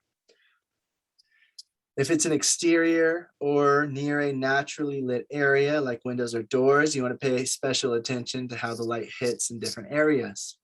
Are you going to need to block light? And which direction will the shoot need to be from? If you're going outside in this, the sun's coming over here from what it looks like it's coming from the right. Does that mean you're going to shoot? Maybe they want a wheat field, so he's trying to see if they're shooting at the wheat field over here. But if the sun's going to be directly in front of them, is that what they want? Is that not what they want? What time would it have to be if they want it to be in this field? Is there field behind him or to the left or to the right? Or does it look like something else in the background when you change the direction? Those are all things you want to keep in mind, because depending on the shot and how they want it, the sun's going to be in a different place. And you need to know where the sun's going to be. So it's either the backlight or the front light or key light, I mean, or whatever they are going for. You want to be sure that you are aware of the story and what it calls for, so that you know how it's going to look and where the light's going to be coming from. I also want to see how the sun moves in that location. So it starts over in the right. Is it setting right there, or is it coming up? And where is it going to go? There's free apps that are like sun tracker apps that track where the sun will be in different times of day. And that gives you a good hint. It's kind of like a, not virtual reality. What's the other one? Where you can actually like point the camera and it's going to show you where the sun will be at different times of day. And you can see like what part of the sky it'll be. And so, you know what I'm talking about. It's like Pokemon Go or whatever that was called. Where Yeah, I'm there's trying like to random remember. Pokemon Is it everywhere. LiDAR? No, it's something. But it's similar to LiDAR because I know that they use like LiDAR sensors for It's like it. virtual Augmented reality. reality? What? Augmented? Yeah, I That's think it. that's So it's augmented reality, and it shows where the sun will be in different times of day. So you actually point it at the part of the sky where the sun will be during that time of year. So it's very good, very useful, especially for scenes outdoors where you need to know where the sun's going to be and where it's going to go, especially depending on what time the shoot will take place and how long the set will be. If it's a long scene, is that sun going to be, a problem, or is it going to be exactly how we want it? So that's something to keep in mind when looking outdoors. Oh, Also, sorry. you want to, if there is a long scene, try to, depending on how many shots or scenes you have in that location, you also want to look at how the sun moves and affects the scene and other changes. Like I said, like traffic or people or whatever else is happening. You want to be aware of those things throughout the day. If it's going to be a long take or a long scene, or you're going to use that location for multiple things, and you want to actually be there at those times, spending time looking around and everything. Also pay attention to sound in the area at the time of day and the day of the week that you'll be shooting, especially if it's like a public place in a different area. Certain times are going to be busier than others. If you're shooting in a restaurant, even if you block out the restaurant, like you don't have any people coming into the restaurant, so you had enough money to be able to budget that in and whatever, make the restaurant exclusive for your shoot. There's still going to be people outside and going by and everything that you're not going to be able to block off unless you have a huge budget where you can block off a whole street. But most likely you're not going to be able to do that. So you want to be aware of, maybe on a Wednesday it's not as busy as a Saturday, and maybe you want it to look busy. Maybe you want it to look like it's New York and there's a bunch of people walking all the time, or maybe you want it to look like it's a quiet little town. Depending on what you're doing and what you want, just know that different times of the day and different days of the week will have different amounts of how busy it is. But for the sound, you want to, so that's like if, foot traffic or people walking by and talking. You also want to pay attention if there's any planes nearby, trains. Is there a road with a bunch of traffic? Or is there any construction that's going on in that area? Want to be aware of all those things so that you can, mention that to whoever is going to be shooting it. If you're going to be shooting it, you're directing and location scouting. You want to be able to communicate that to the rest of your crew. That's mainly the sound guy or the sound team, if you have one, sound crew, so that they can know there's going to be this kind of noise on set, and how are we going to get around that? Are we going to be able to get around that? That kind of thing. You also want to take a lot of photos of the location from different angles and heights, just to get a sense of how that scene could look and how it could be. If you're the one shooting it, then you can kind of take the pictures how you would do it if you were shooting it for real. But if you're just being a location scout, they say generally they don't want as much artistic pictures as they just want a picture that really showcases the location. So instead of trying to mimic the storyboard or whatever else, most of the time they just kind of want a general sense of the location so they can choose which one to go to. You also want to check if there's power, or if you might need a generator to power the equipment. If it's an indoor location, but it's abandoned, are you able to get electricity in there? Or is there going to have to be a generator to power everything because there is no electricity that runs through that building anymore? If it's outdoors, of course, you're probably not going to have any power, but is there going to be room for a generator, and is there going to be enough space for it? Or, how is that going to work? So that's something to keep in mind as well. You also, if you're going outdoors, if you're going out to the middle of nowhere or an abandoned town or something, or just, a town that's in the middle of nowhere, even if it's not abandoned, you always want to check your GPS, cell service, and things like that. Make sure that you are able to communicate out, text people, and that a GPS will work to get people there. If it doesn't, and if it doesn't have cell service, it doesn't mean it's a location that you can't go to. It just means it might be a little harder to reach out if there's any problems, or if somebody doesn't show up on set, or if somebody's lost and they're trying to find their way to wherever this middle of nowhere location is. It's just good to know whether you're going to need the physical address, and then the well, you're going to need the address, but if you're going to need to like kind of explain how to get there once that GPS signal gets lost. So those are some things to keep in mind. You also want to make sure to have the exact address, especially if it's in the middle of nowhere. That way, if people do have a GPS, they can know exactly how to get there. Sometimes you'll go on a GPS on your phone or an actual GPS, and you'll put an address in, and it'll take you kind of not exactly where the address is, but it'll take you around the area, like maybe a street away. So that's something to keep in mind, that you need that exact address. And you can easily do this by looking on your phone and copying the location and then just sending that out, or seeing what location address it gives you based on where you're at. Even coordinates might work, if nothing else. So you have all these different ways, just in case people can't find their way. They can try looking up the coordinates. They can try looking up the exact address, or they can try following those, paper trail of, once you get to this red barn, keep going down the road, turn right, and those kind of directions. You also want to look at how much space there is in the area for the crew and talent, and if everyone's going to fit. Talked about this a little bit already, but if you're recording somewhere like this, you want to make sure that if all you have is this fenced in area, that's the property you're allowed to shoot on. And maybe you have a neighbor that's right next door or whatever, so you can't actually cross the fence or put anything on it. Is there enough room inside that house, or is there enough room inside this yard for all the crew and all their equipment? That's something to keep in mind. Along with that, how much parking is there? Is there enough space, or is everybody going to have to park on? Can they park on site, or are they going to have to park off site? And if it is off site, make sure to get that parking address, because it's not going to be the same thing as the location. So park here and then walk this way and come here. Give them that same kind of those same kind of directions, but that way they know where to park and then where to come.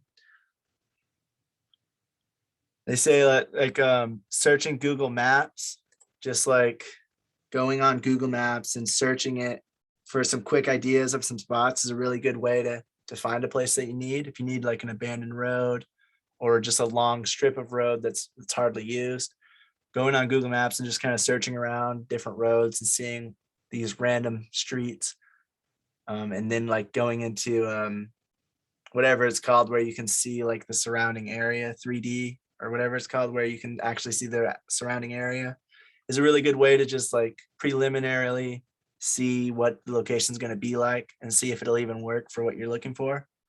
And then you can actually go visit there instead of just driving around trying to find a spot, which might take a little longer and be harder if you don't know where you're going or what you're doing. Going on Google Maps and just searching like that is a pretty good way to find some locations and then head there after the fact.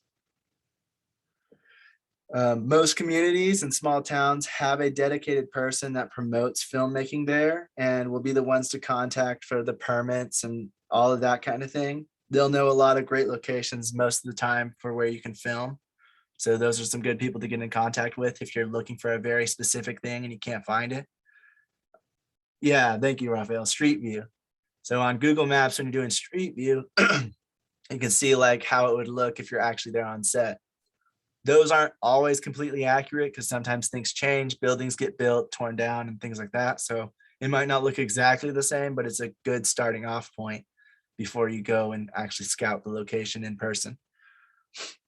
Especially if you don't really know what you're looking for, you just kind of have an idea in your head and you just want to search around the map to try to find it. That's a good way to do it because you can look around a radius that you want the location to be in and see if anything matches what you're trying to go for.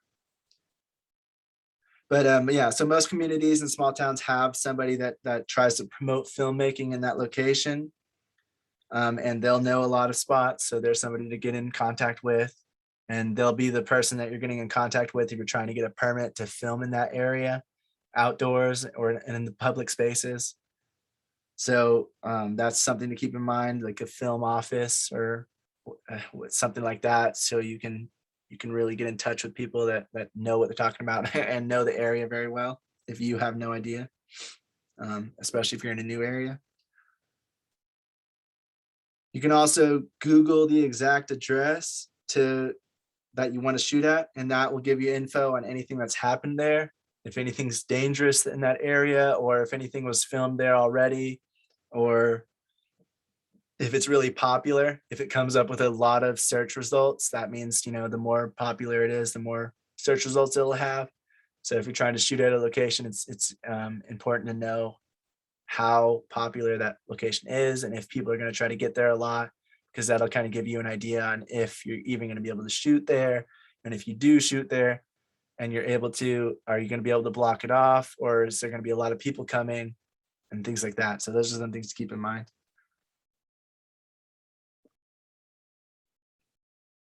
Another note that somebody brought up is this: you always research before you go out and do anything, but if you're having a really independent skeleton crew and a small budget, a lot of cities don't require a permit if you don't set the camera up on a tripod. So maybe you have it on like a gimbal or something.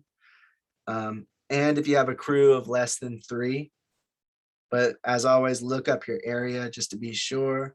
You can even contact the local film office to find out their rules. They might have specific rules in their region or their area, their town. So you might want to just contact them and see. But apparently, generally speaking, a lot of cities don't require it if it's a very small crew like that. So you'll see a lot of YouTubers and stuff like that just using 3-person crews because of those laws and those rules. That way they don't have to pay for that permit. But if you're trying to do a really big budget, blocking the sun out, putting it on a tripod or putting it on a crane or something like that, then you're definitely going to need to get a permit to do all that stuff.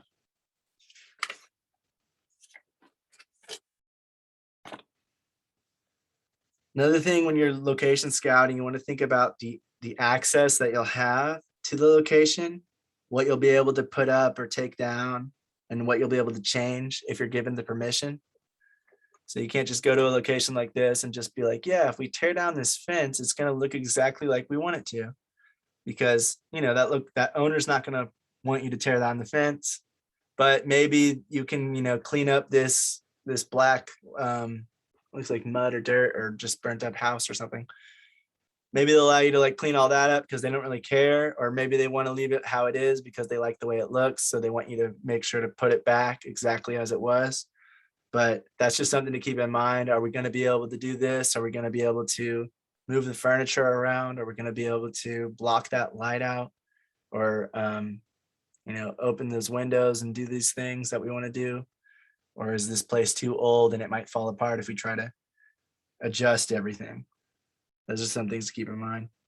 You also want to check the weather in the area. How often does it rain there? How often does it snow, and etc. Just to keep in mind that the more often that a location rains, the more often that you might run into that problem when you don't want it to rain, or maybe you're looking for it to rain and you find the right location that rains a lot. But either way, you want to be aware of the weather. Oh yeah. I just wanted to say, as far as the street view thing, that was a point that I I talked to Code about. Sorry if you already responded to this, honey. I had to answer Brent. He texted me. He said he just got off work now. So poor guy. Always at work. But yeah, but that's what I was telling Code. I was like, well, of course it's probably going to be different because a satellite view might be a few years old. You know, things change, but it's still easier than having to, you know, drive around a bunch.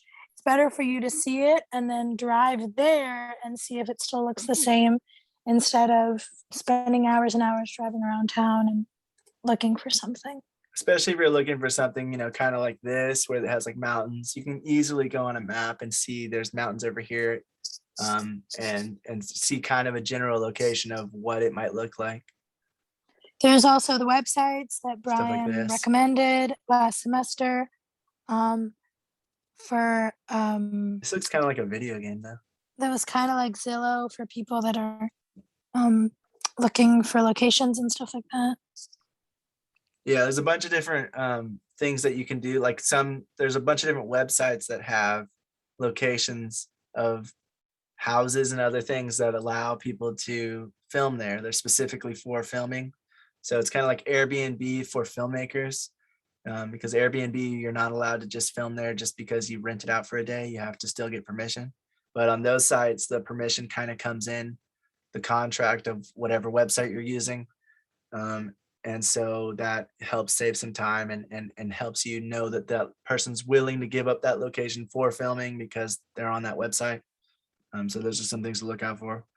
And I think we went over a few of them, but we'll get back into that, I think, sometime a little bit later, of like the different websites and apps and stuff that you can use to really find locations if you don't want to go out and ask somebody that you're not sure of, and you just want to find one that is for sure going to let you use it and you can see the price range right away, then those sites are a really good thing, really easy. But yeah, and also because they're used to it, like we're not discouraging you from still, because the way that you get into this industry when it comes to like location scouting and stuff like that is you have to make connections and you have to know people and you have to know the place that you live and the place that you want to shoot.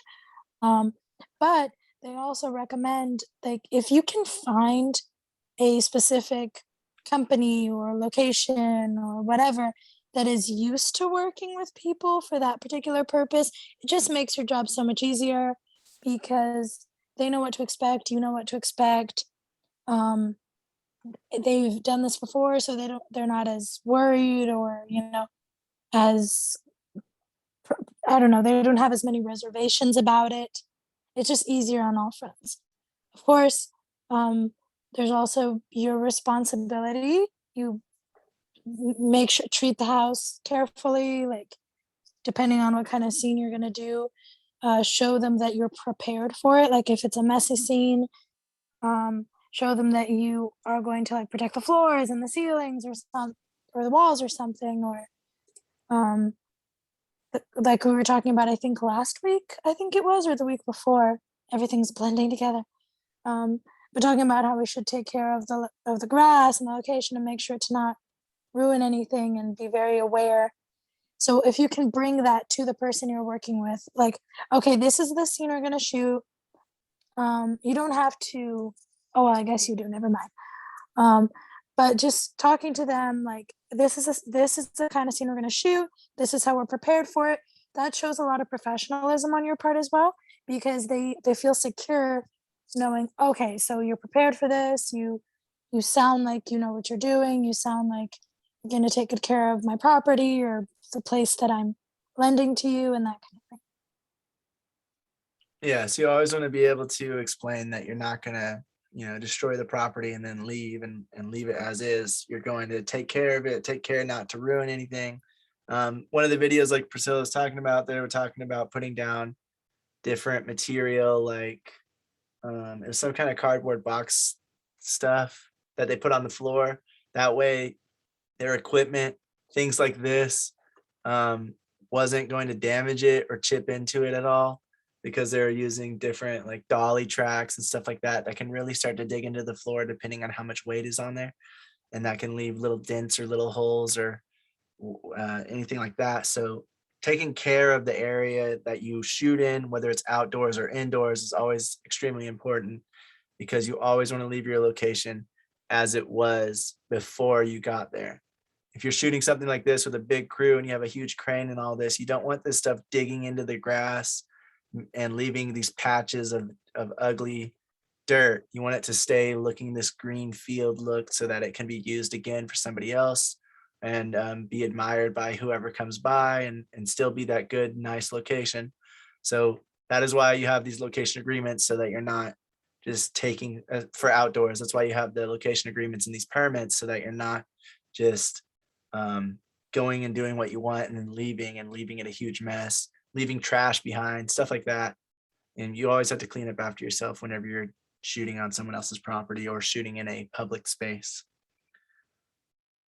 So that's something to keep in mind. But something about those websites, though, is that they are more geared toward like the heavy filmmaking areas, more like Los Angeles, different places in California, different places in New York, and somewhere, you know, some in the middle, like Albuquerque and a few other places. But if you're in a location and you're trying to shoot something, and like for us, when we're in Virginia, then if we're not in DC and we're not near like Northern Virginia, there's probably less filmmaking around this area. So I don't know how prominent those websites are around us, but it is something good to keep in mind. We have been looking into locations though, and there are a lot of cities that have small indie communities that have their own websites, that have their own Facebook groups, their own communities. So reach out to communities near you too. You might be surprised, you know, like for example, my sister-in-law, his sister recommended Wilmington, North Carolina for us to check out. And I was like, oh, North Carolina. And then I checked it and I was like, oh my gosh, this has like a huge indie scene and a bunch of TV shows are shot here and a bunch of movies are shot here. And I had no idea. And so that was something really interesting. They have like a booming community, and they even have like an incentive, that too, like looking into incentives in your state and using those locations. I think Boston, they have like 25% deductible or something like that.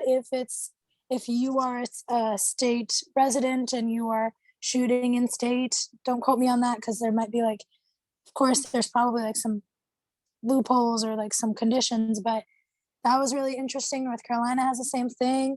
Other states, they have these incentives. So if you might even be able to use that as a bargaining chip, like if you are in a location, you can be like, hey, so we are using we'd really like to use this location. We will it's a good incentive for the city. It's a good incentive for, you know, of course we're going to be doing smaller work, but it's still a good incentive to grow the filming scene around there. And, you know, it might be a boost to the economy if you know how to, like Brent used to say, negotiate right, talk to them, incentivize them. You might get them excited too to work with you. And if it's a place that already has filming, they're probably not going to be as lenient. But that's why I was saying, like, for the places that don't have filming, and you know, they aren't Yeah, used but to I'm saying people, like even but they aren't used places to like people that. coming in like trying to film at their places. That's when you need to, you know, be able to negotiate, like Priscilla was saying, because you need to be able to show them that it's, because a lot of people, if they're not used to it, if they're not in cities where people are constantly trying to film at their location, they're not used to it. They don't know what's going on. They don't really know how long it's going to take or what it entails. So kind of explaining what's going to happen is a good way to really ease somebody's mind or get them to realize that they don't want that. The last thing you want is to get somebody's location and then for them at the last minute to say, never mind, I don't want that anymore. Get out. That's the last thing you want. You want to be able to secure these locations and keep the owners comfortable so that they know you're going to handle the situation properly and they know what's coming. They know it's going to take all day. They know there's going to be a bunch of crazy equipment coming in and set up all over around their property. And they know what's coming so that they're not freaking out if they, happen to be there or something like that. Yeah, I was giving that example as well, especially for places that don't have that community. Knowing your staff and like showing them that it'll be a great incentive to grow the scene. It might grow your business. For example, if you need a restaurant, you can say, oh, we'll recommend your business. We'll post about you and say, oh, we shot this scene here at this amazing restaurant, and then we had dinner here and it was delicious, or something like that. Like that's a great incentive too. One of the videos was someone shooting at a restaurant, and they were like negotiating with the owner of the restaurant. And I was like, wow, that's a really good idea, because you're helping their business, you're incentivizing them, but you're also, one hand washes the other situation. Yeah, they're talking about like helping out by posting updates on their project, while also saying like we're shooting here, and giving their Facebook page of the restaurant or whatever they were using. So then they get more exposure that way, and maybe help boost their business as well, especially if you're getting it for free. That was the other thing. Another thing about having a location or doing the filming in a location that doesn't have as prominent of a filming community, these people won't really know how much they could get, I guess I'd say, like how much it's worth to use a location. So you might be able to negotiate it for free, or you might be able to negotiate it for very cheap, or just using like we were saying, like promotion and stuff like that to get that location secured. But in the more prominent cities, they're probably more used to filming, and they're more used to having people come up, and they kind of know what their property might be worth for a shooting location. And those might be a little harder to negotiate because they've already negotiated with other people before. But it depends. And it's always good to be personable and be, friendly and everything and professional, to show that you are going to take care of their property so they're more comfortable and like you. And when people like you, they give a little more than they try to take. So just keep all that in mind when you're trying to do locations. And in California, they have this filming houses where you can shoot. Mm-hmm. And they have website which basically give you all the details of what the rates are, and also they have the requirements for getting an insurance. So you have to have the insurance for filming, so anything goes wrong in the house, they're covered. Mm-hmm. And they also require sometimes to send them the scene as to what you're going to be shooting there, so they're kind of aware of what's going on in their house. And that's a very good point. Proof of insurance as well is really important to have. And then in the permit, right? Just like, are they doing a certain, what kind of scene are they doing on my property? Are they doing a gunfight, right. fake one? Yeah. Scared the neighbors, right? So yeah, and also the permit, because they have to have like the parking permits and whatnot, and the filming permit. The state has some requirements, especially in California. I think it's kind of a little bit strict. Even for indoors, you need to get the permit. Anything on the street, need to get the permit. Mm-hmm. And parking, because the zoning, parking, and all that becomes more complicated. So even indoors, they require you to have permit.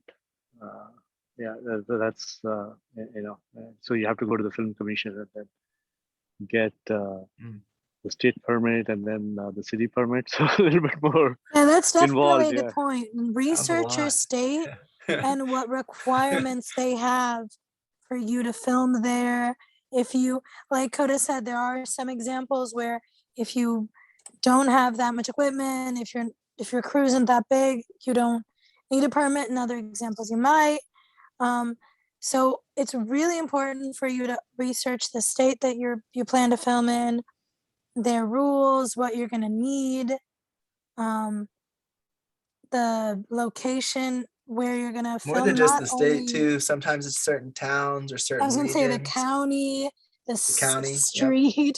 I was going to mention, even when you're looking at a location, this is a tip that I already gave, but I'll just give a reminder because I think it's important, is like Coda, I think Coda mentioned this already, but go there around during the day, during the night, multiple times, see what it is around, because you might get a location for filming and then find out that it's a super noisy location, or it's super noisy around this specific time of day, you know. And so, you know, or the neighbors might not want you to make noise during a specific time of day for a specific reason. So knowing that, like talking to the owner of the house, hey, are there any is there anything I should know? Like, do the neighbors prefer it's quiet at a certain time or something like that? The county, the state, if it has an HOA, all this stuff. Research is key in everything. Like, pre-production is such a huge part of it, crucial. And unfortunately, with a lot of indie productions, that is the part that gets forgotten the most, or doesn't get as much attention and care as it should. Yeah. So always like research, everybody, research your stuff. That's the main thing. Researching and knowing what you're doing pre-production beforehand, especially like, you know, I've seen some independent stuff. I don't know what to call it, but video work, I guess, where the people didn't even know what they were shooting. They kind of just shot it on set. So trying to get a location and not even knowing what you're going to shoot, that's pretty crazy. So at least know that, and then know your story, know what you need. Also, you know, locations, sometimes you can use them for multiple scenes. If you look at this scene here on the screen, like maybe that side looks like a forest with these big wide trees. Maybe the other side looks kind of like a park, or maybe you could use the walkway a little ways up. And so you're using that same location, that same area, but you're capturing two different scenes. Maybe in this, you could capture a scene that's taken outside and then they're supposed to be inside somewhere else, but maybe you can use this building right here that they're standing outside of, that person's that has the fenced in area. Maybe that indoors can be changed a little bit, put up some wallpaper and make it look like the place you're trying to shoot at, so that you can use that location for more than one thing. That way you don't have to go find somewhere. If it's supposed to be like a nice fancy place, you can kind of just make it look a little better.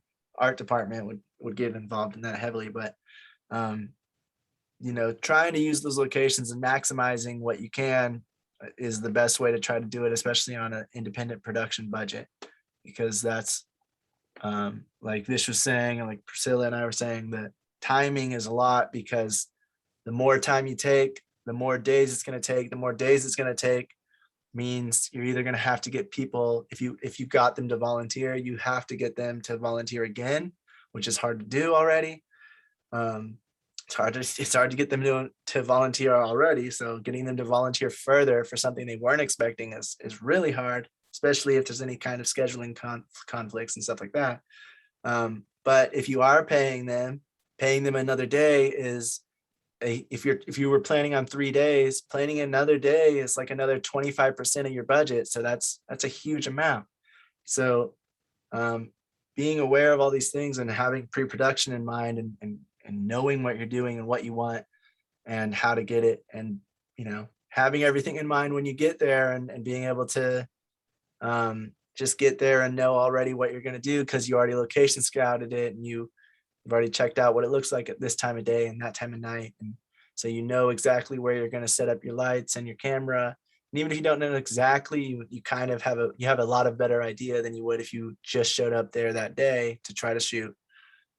So just pre-production planning is the main thing to keep everything under budget, under schedule, or at least, you know, on budget and on schedule. And that's the best way to get it done, especially on an independent project. The main thing to look for when you're looking for locations, though, is does it match the story? That is the main thing. If you find a location and you're able to use it, but it doesn't match your story, and you're using, you know, if you're on a low Just budget, because it looks pretty, or just because, you know, that's what you if could get. this house right here that we're looking at, if this is supposed to be not kind of run down like it is, with that yard having all that stuff, are you going to be able to make reparations on it? If not, I would say, if I may give one note, one thing that I've learned throughout the process of pre-production that we're going through right now is that also see how you can get creative with the locations you do have or you do find. Don't immediately say that something, oh, this won't work, or completely completely give up on something just because it doesn't look exactly like you want or you pictured it. For example, what we're looking at right now, we need like a metal table. I'm looking at a specific paper, which isn't necessarily wallpaper. It's a different kind of paper. I forgot the name, but it goes on different surfaces. I know a bunch of people who rent and they use that kind of paper on their counters, on their dressers, and stuff to decorate since they can't change all that stuff. You know, there's wallpapers that you can, temporary wallpapers that you can put that are actually really realistic looking if you're going for brick or if you're going for something like that. So see what you can do with the space you have, get creative, and always put it, okay, budget wise. Is it going to be worth, like, how much is it worth for me to get these few things that with a little time I might be able to make it look really good and might better suit what I'm looking for? Or is it better for me to like just spend that little extra money and get that place that might suit it a little better? You always have to weigh that and see not only budget wise but also time wise, because that's super important. You only have so much time, the people that you have to work with. So all of those factors go into it. I'm just saying don't be immediately discouraged, because I feel like for some, of course, not everyone, but for some people, it can be very easy for us to have something specific in our minds. And if it doesn't look exactly like that, we become a little discouraged or frustrated. And we're like, crap, how am I going to make this look like that? And we're looking for something perfect in our head that might not exist, you know, but a good alternative, something similar might. With a few little touches, it might be exactly what you're looking for, or maybe a better alternative. The other thing I was going to add is, like I was saying, are you going to be able to clean this place up? If not, if they don't want you to touch any of that stuff, or if you just don't have the time, or you can't for whatever reason, then if you still want to use that location, you can also have the option of changing the story a bit to match that location. Maybe that person doesn't need to live in a nice, fully uprun place. Maybe they can live in a kind of worn down, older looking house.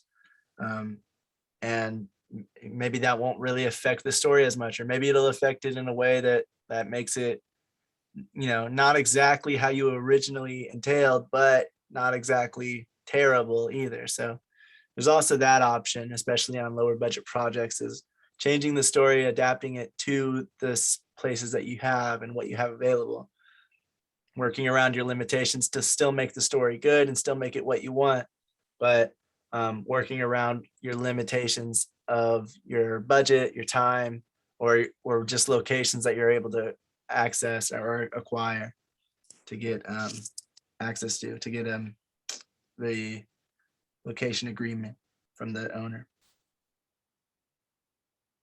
You also want to think about distance away from each other. So if you're shooting in multiple locations, you also want to think about how far away is this location from the other one, and are we trying to shoot on the same day?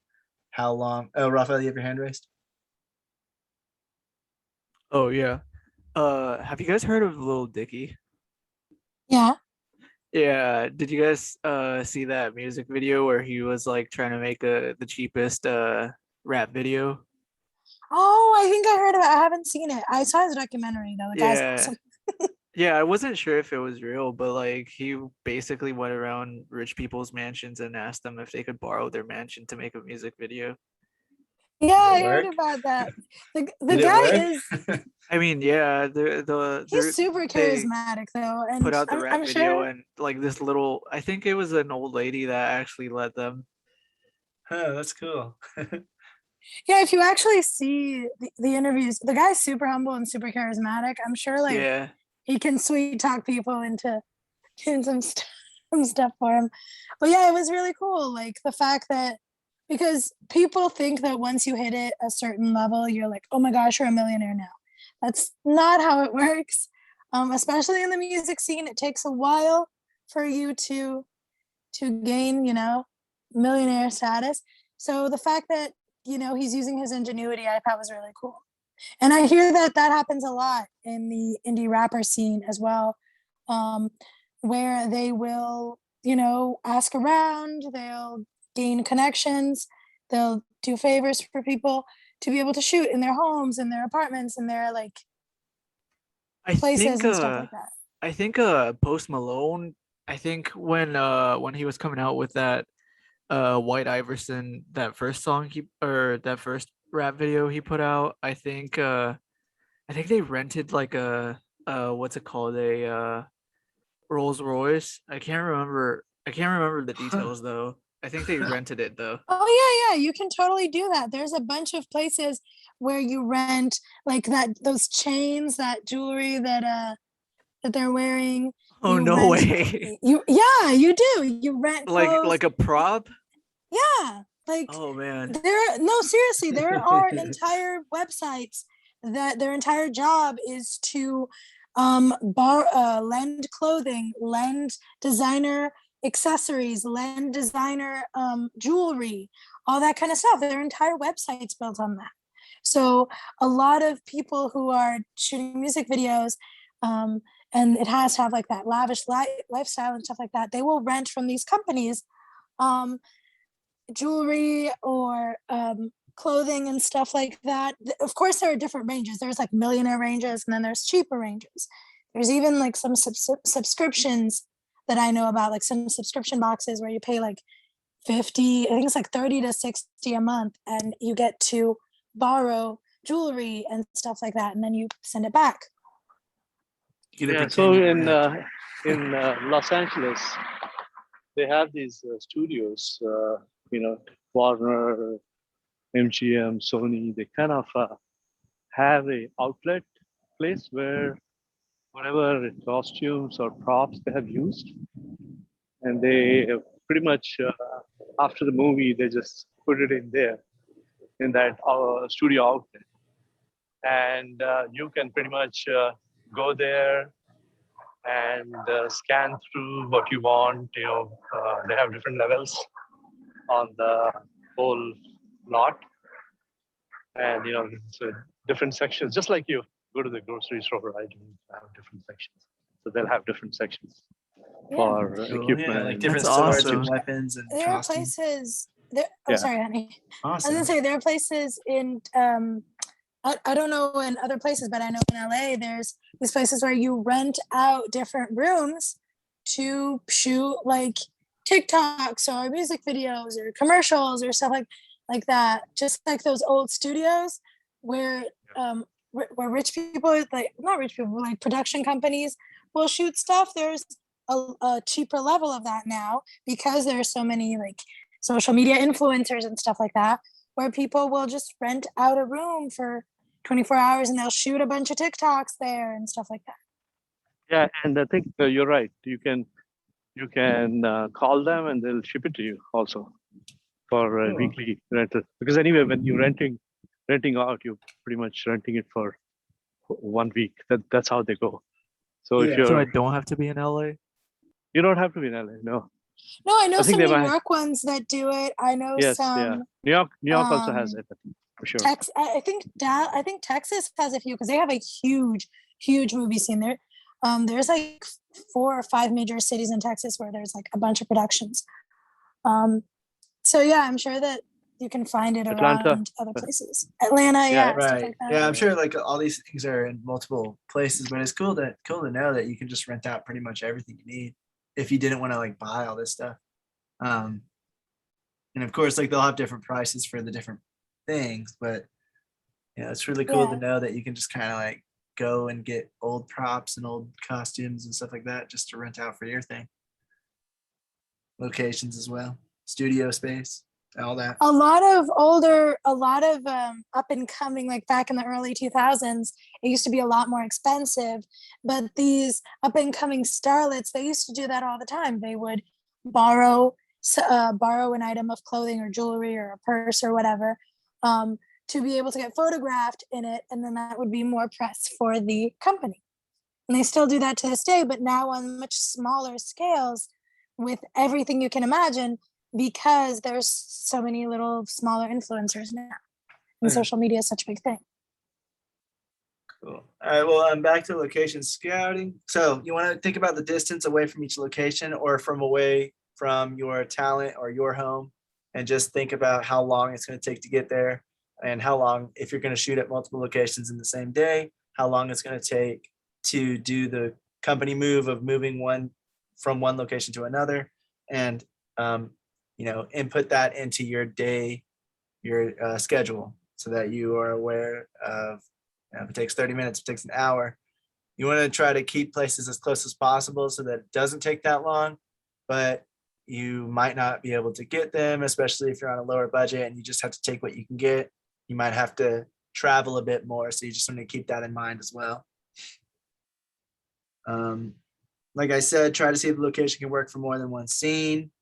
Make sure if whoever's going, or if you're going, you're going to get permission to scout and take pictures. You can't just go to a location and start filming someone's house, because you want to see, what it'll look like, to see if you want to ask them if you can sign off their location for a film shoot later. You need to also get permission to go there to take those pictures and to take those videos and get the look of the place. You also want to keep in mind when you're going to a location, if you're going to like a business, like we were saying, like a restaurant or something, keep in mind for logos, trademarks, any kind of billboards or cars. If there's a bunch of cars out in the parking lot that have the car maker's logo pointed towards the building, all that stuff needs to be, you need to be aware of those things, because those are going to have to either be blocked out or get permission from whoever the logo or trademark owner is to be able to use that in your project. And that's a lot harder and it's costly. It can be costly. So you want to be aware of those things so you can see if you're able to take all those logos out and things like that. If it's just like, soda cans and stuff, you can always turn them to the side so that it still looks like a can of Coke, but it doesn't have the Coca-Cola logo.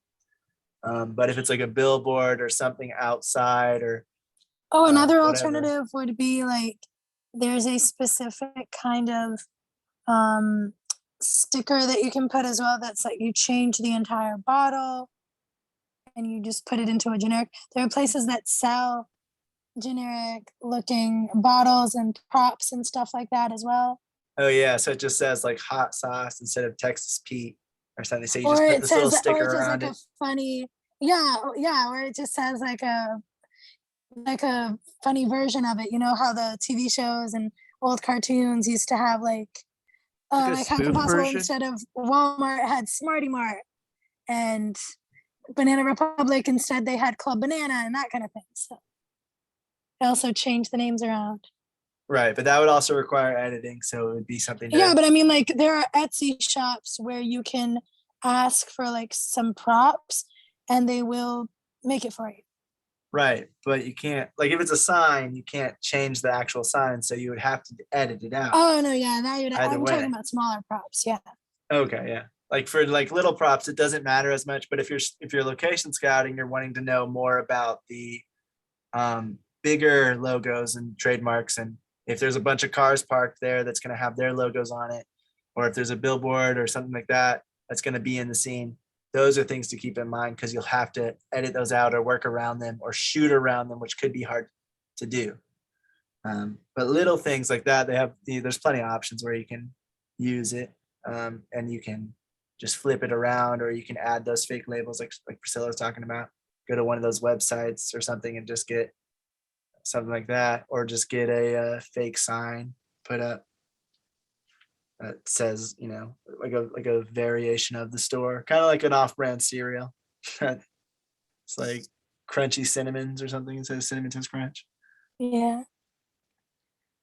Yeah, like a Pizza Hut in your scene, you might have to edit out that logo and make it be something else. You might even have to cut off the roof if it's like the unique Pizza Hut roof. I'm not sure how much like design and architecture goes into it, but I know if it's like those red Pizza Hut roofs that Oh, if they it's a used to have. specific logo, then yeah, definitely.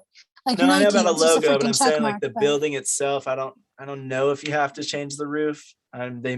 I don't know, but I just know like some things do it just because, just in If case. it's think the too roof- super similar, if it's I like don't think super so duper either, but similar I to the know like logo. I know bigger budget stuff kind of either usually they get permission from them or they just change the whole building or half of the top of the building to make sure that they don't have anything that can come back to them. I So guess it's just something to keep in is the mind. only practical way to like get rid of that is like to cut it out of the shot, or Um, you mean like when you're editing it, or you mean like when you're shooting it? when I'm shooting something, I guess like if by chance there's like a big Pizza Hut like right by where I'm shooting, like I just have to try to cut it out because like You could also try shooting I feel like around it. You editing could try can shooting just it to get where you're not going to show that logo.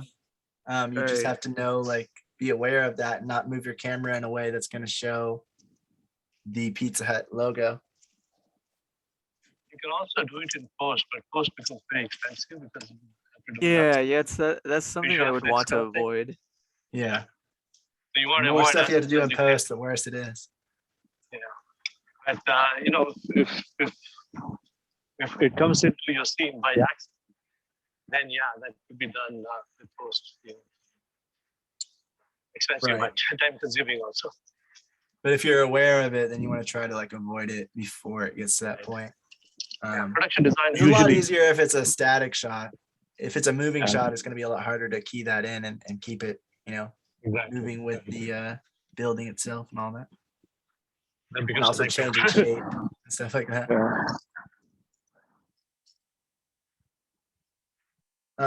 So lastly, you want to be aware of, are there any bathrooms for your talent and your crew? And is it easily accessible? And if not, will you need to, is it going to be a short shoot so it doesn't matter? Or are you going to try to have to get like a porta potty or whatever to bring on set? So they do have somewhere to go to the bathroom, which will cost money, which will have to go into the budget and all of that. And then the very last thing is, even if you have secured or mostly secured a location, try to get a backup just in case there's any issues. If all of a sudden, like you think this location is going to be secured, but then at the last second, they decide not to sign off on it, and you have to find another one, it's always good to have a backup. And even if they do sign off on it, and then they decide later that they don't want to, and it's not in your contract that they have to let you, then they can just decide to cancel that contract and refund you the money or whatever. Then that is also something you want to have a backup for, just in case, so you don't get kicked out of your location and have to spend the whole day trying to figure out where to go next. You can try to see if you can get it done in the same day, even though it will be a huge bump in your production. It'll be less so if you have a backup, if you already have something in mind, than if you're taken completely out of the blue and just need to find a place right on the spot, which will be also a lot harder because you'll be under a very large time constraint. And so then you will be trying to rush, and you might not find a location that's, almost just as good. You might find one that's a lot worse than what you could have if you had found two locations that might work, one for just in case and one that you actually want, just in case the one that you actually want falls through. And Does also anyone have any- sometimes Oh yeah, go ahead. sometimes you have location release. Things happen, they happen. You can't much on that, but at least it binds the location owner and you to that location release form, which kind of signed off. So that sets up a understanding. Things happen. Sometimes like unavoidable circumstances. Basically, the location goes off the listing, and then you're stuck with your crew and the time schedule, and having a backup location definitely is helpful. Yeah. V saying, does that mean the backup should be on notice or held just in case of the deposit?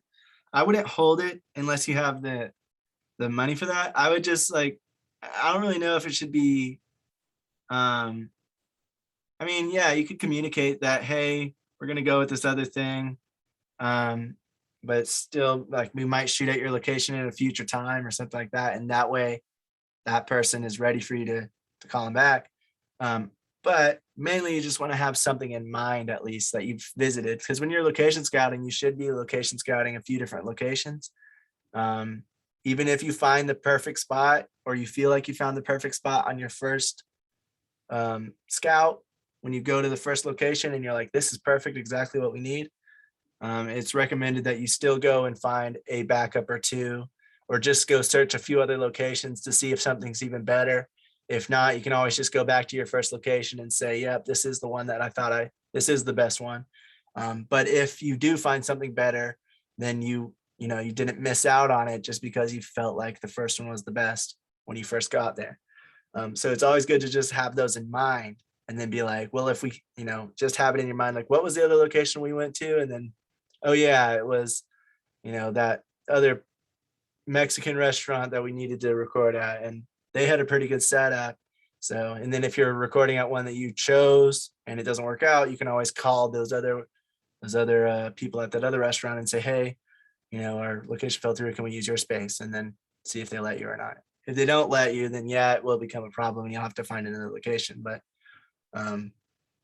if you were narrowing it down between two locations, they'll probably be more likely to kind of let you use it, because they're probably in talks with you to almost get it secured. And then you're like, hey, sorry, I'm going with this other place. So, but yeah, it's always just good to have other options. Like with everything else, you just don't want to have options. You want to have backups, contingency plan, just in case things fall through.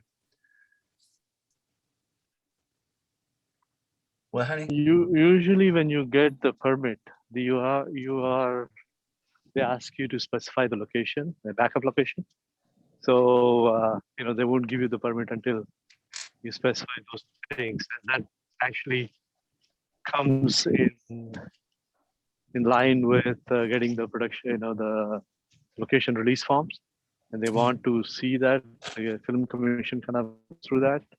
And also, you can have multiple location release forms that you may not be using, and you can communicate to them saying that, okay, I'm going to use this as a backup if something happens to this location, which is okay, provided they have that location available on the day of the shoot and stuff like that, right? It depends on the location owner or the manager, who's dealing with it. So that aspects needs to be worked out beforehand, I think, just to get a heads up. Okay, cool. Just in case it happens. Okay, cool. So yeah, location scouting is them to sign off on a location release, but that doesn't mean you're gonna actually go there and shoot.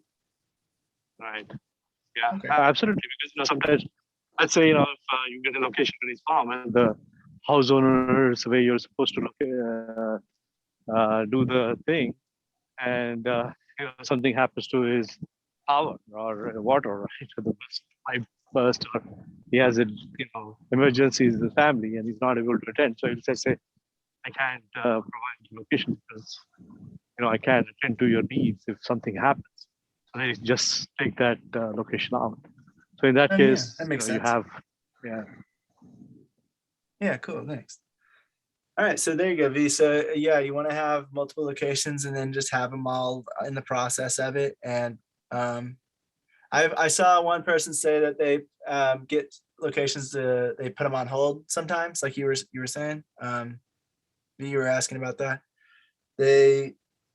Some of the locations don't require any money for it. It's just like, hey, can I put your location on hold for these 2 days? If it's like something, a location that's not used a lot for filmmaking or whatever, then they are more likely to give that to you. If it's somewhere that is, requested a lot for filming, they will probably require some kind of deposit to hold it.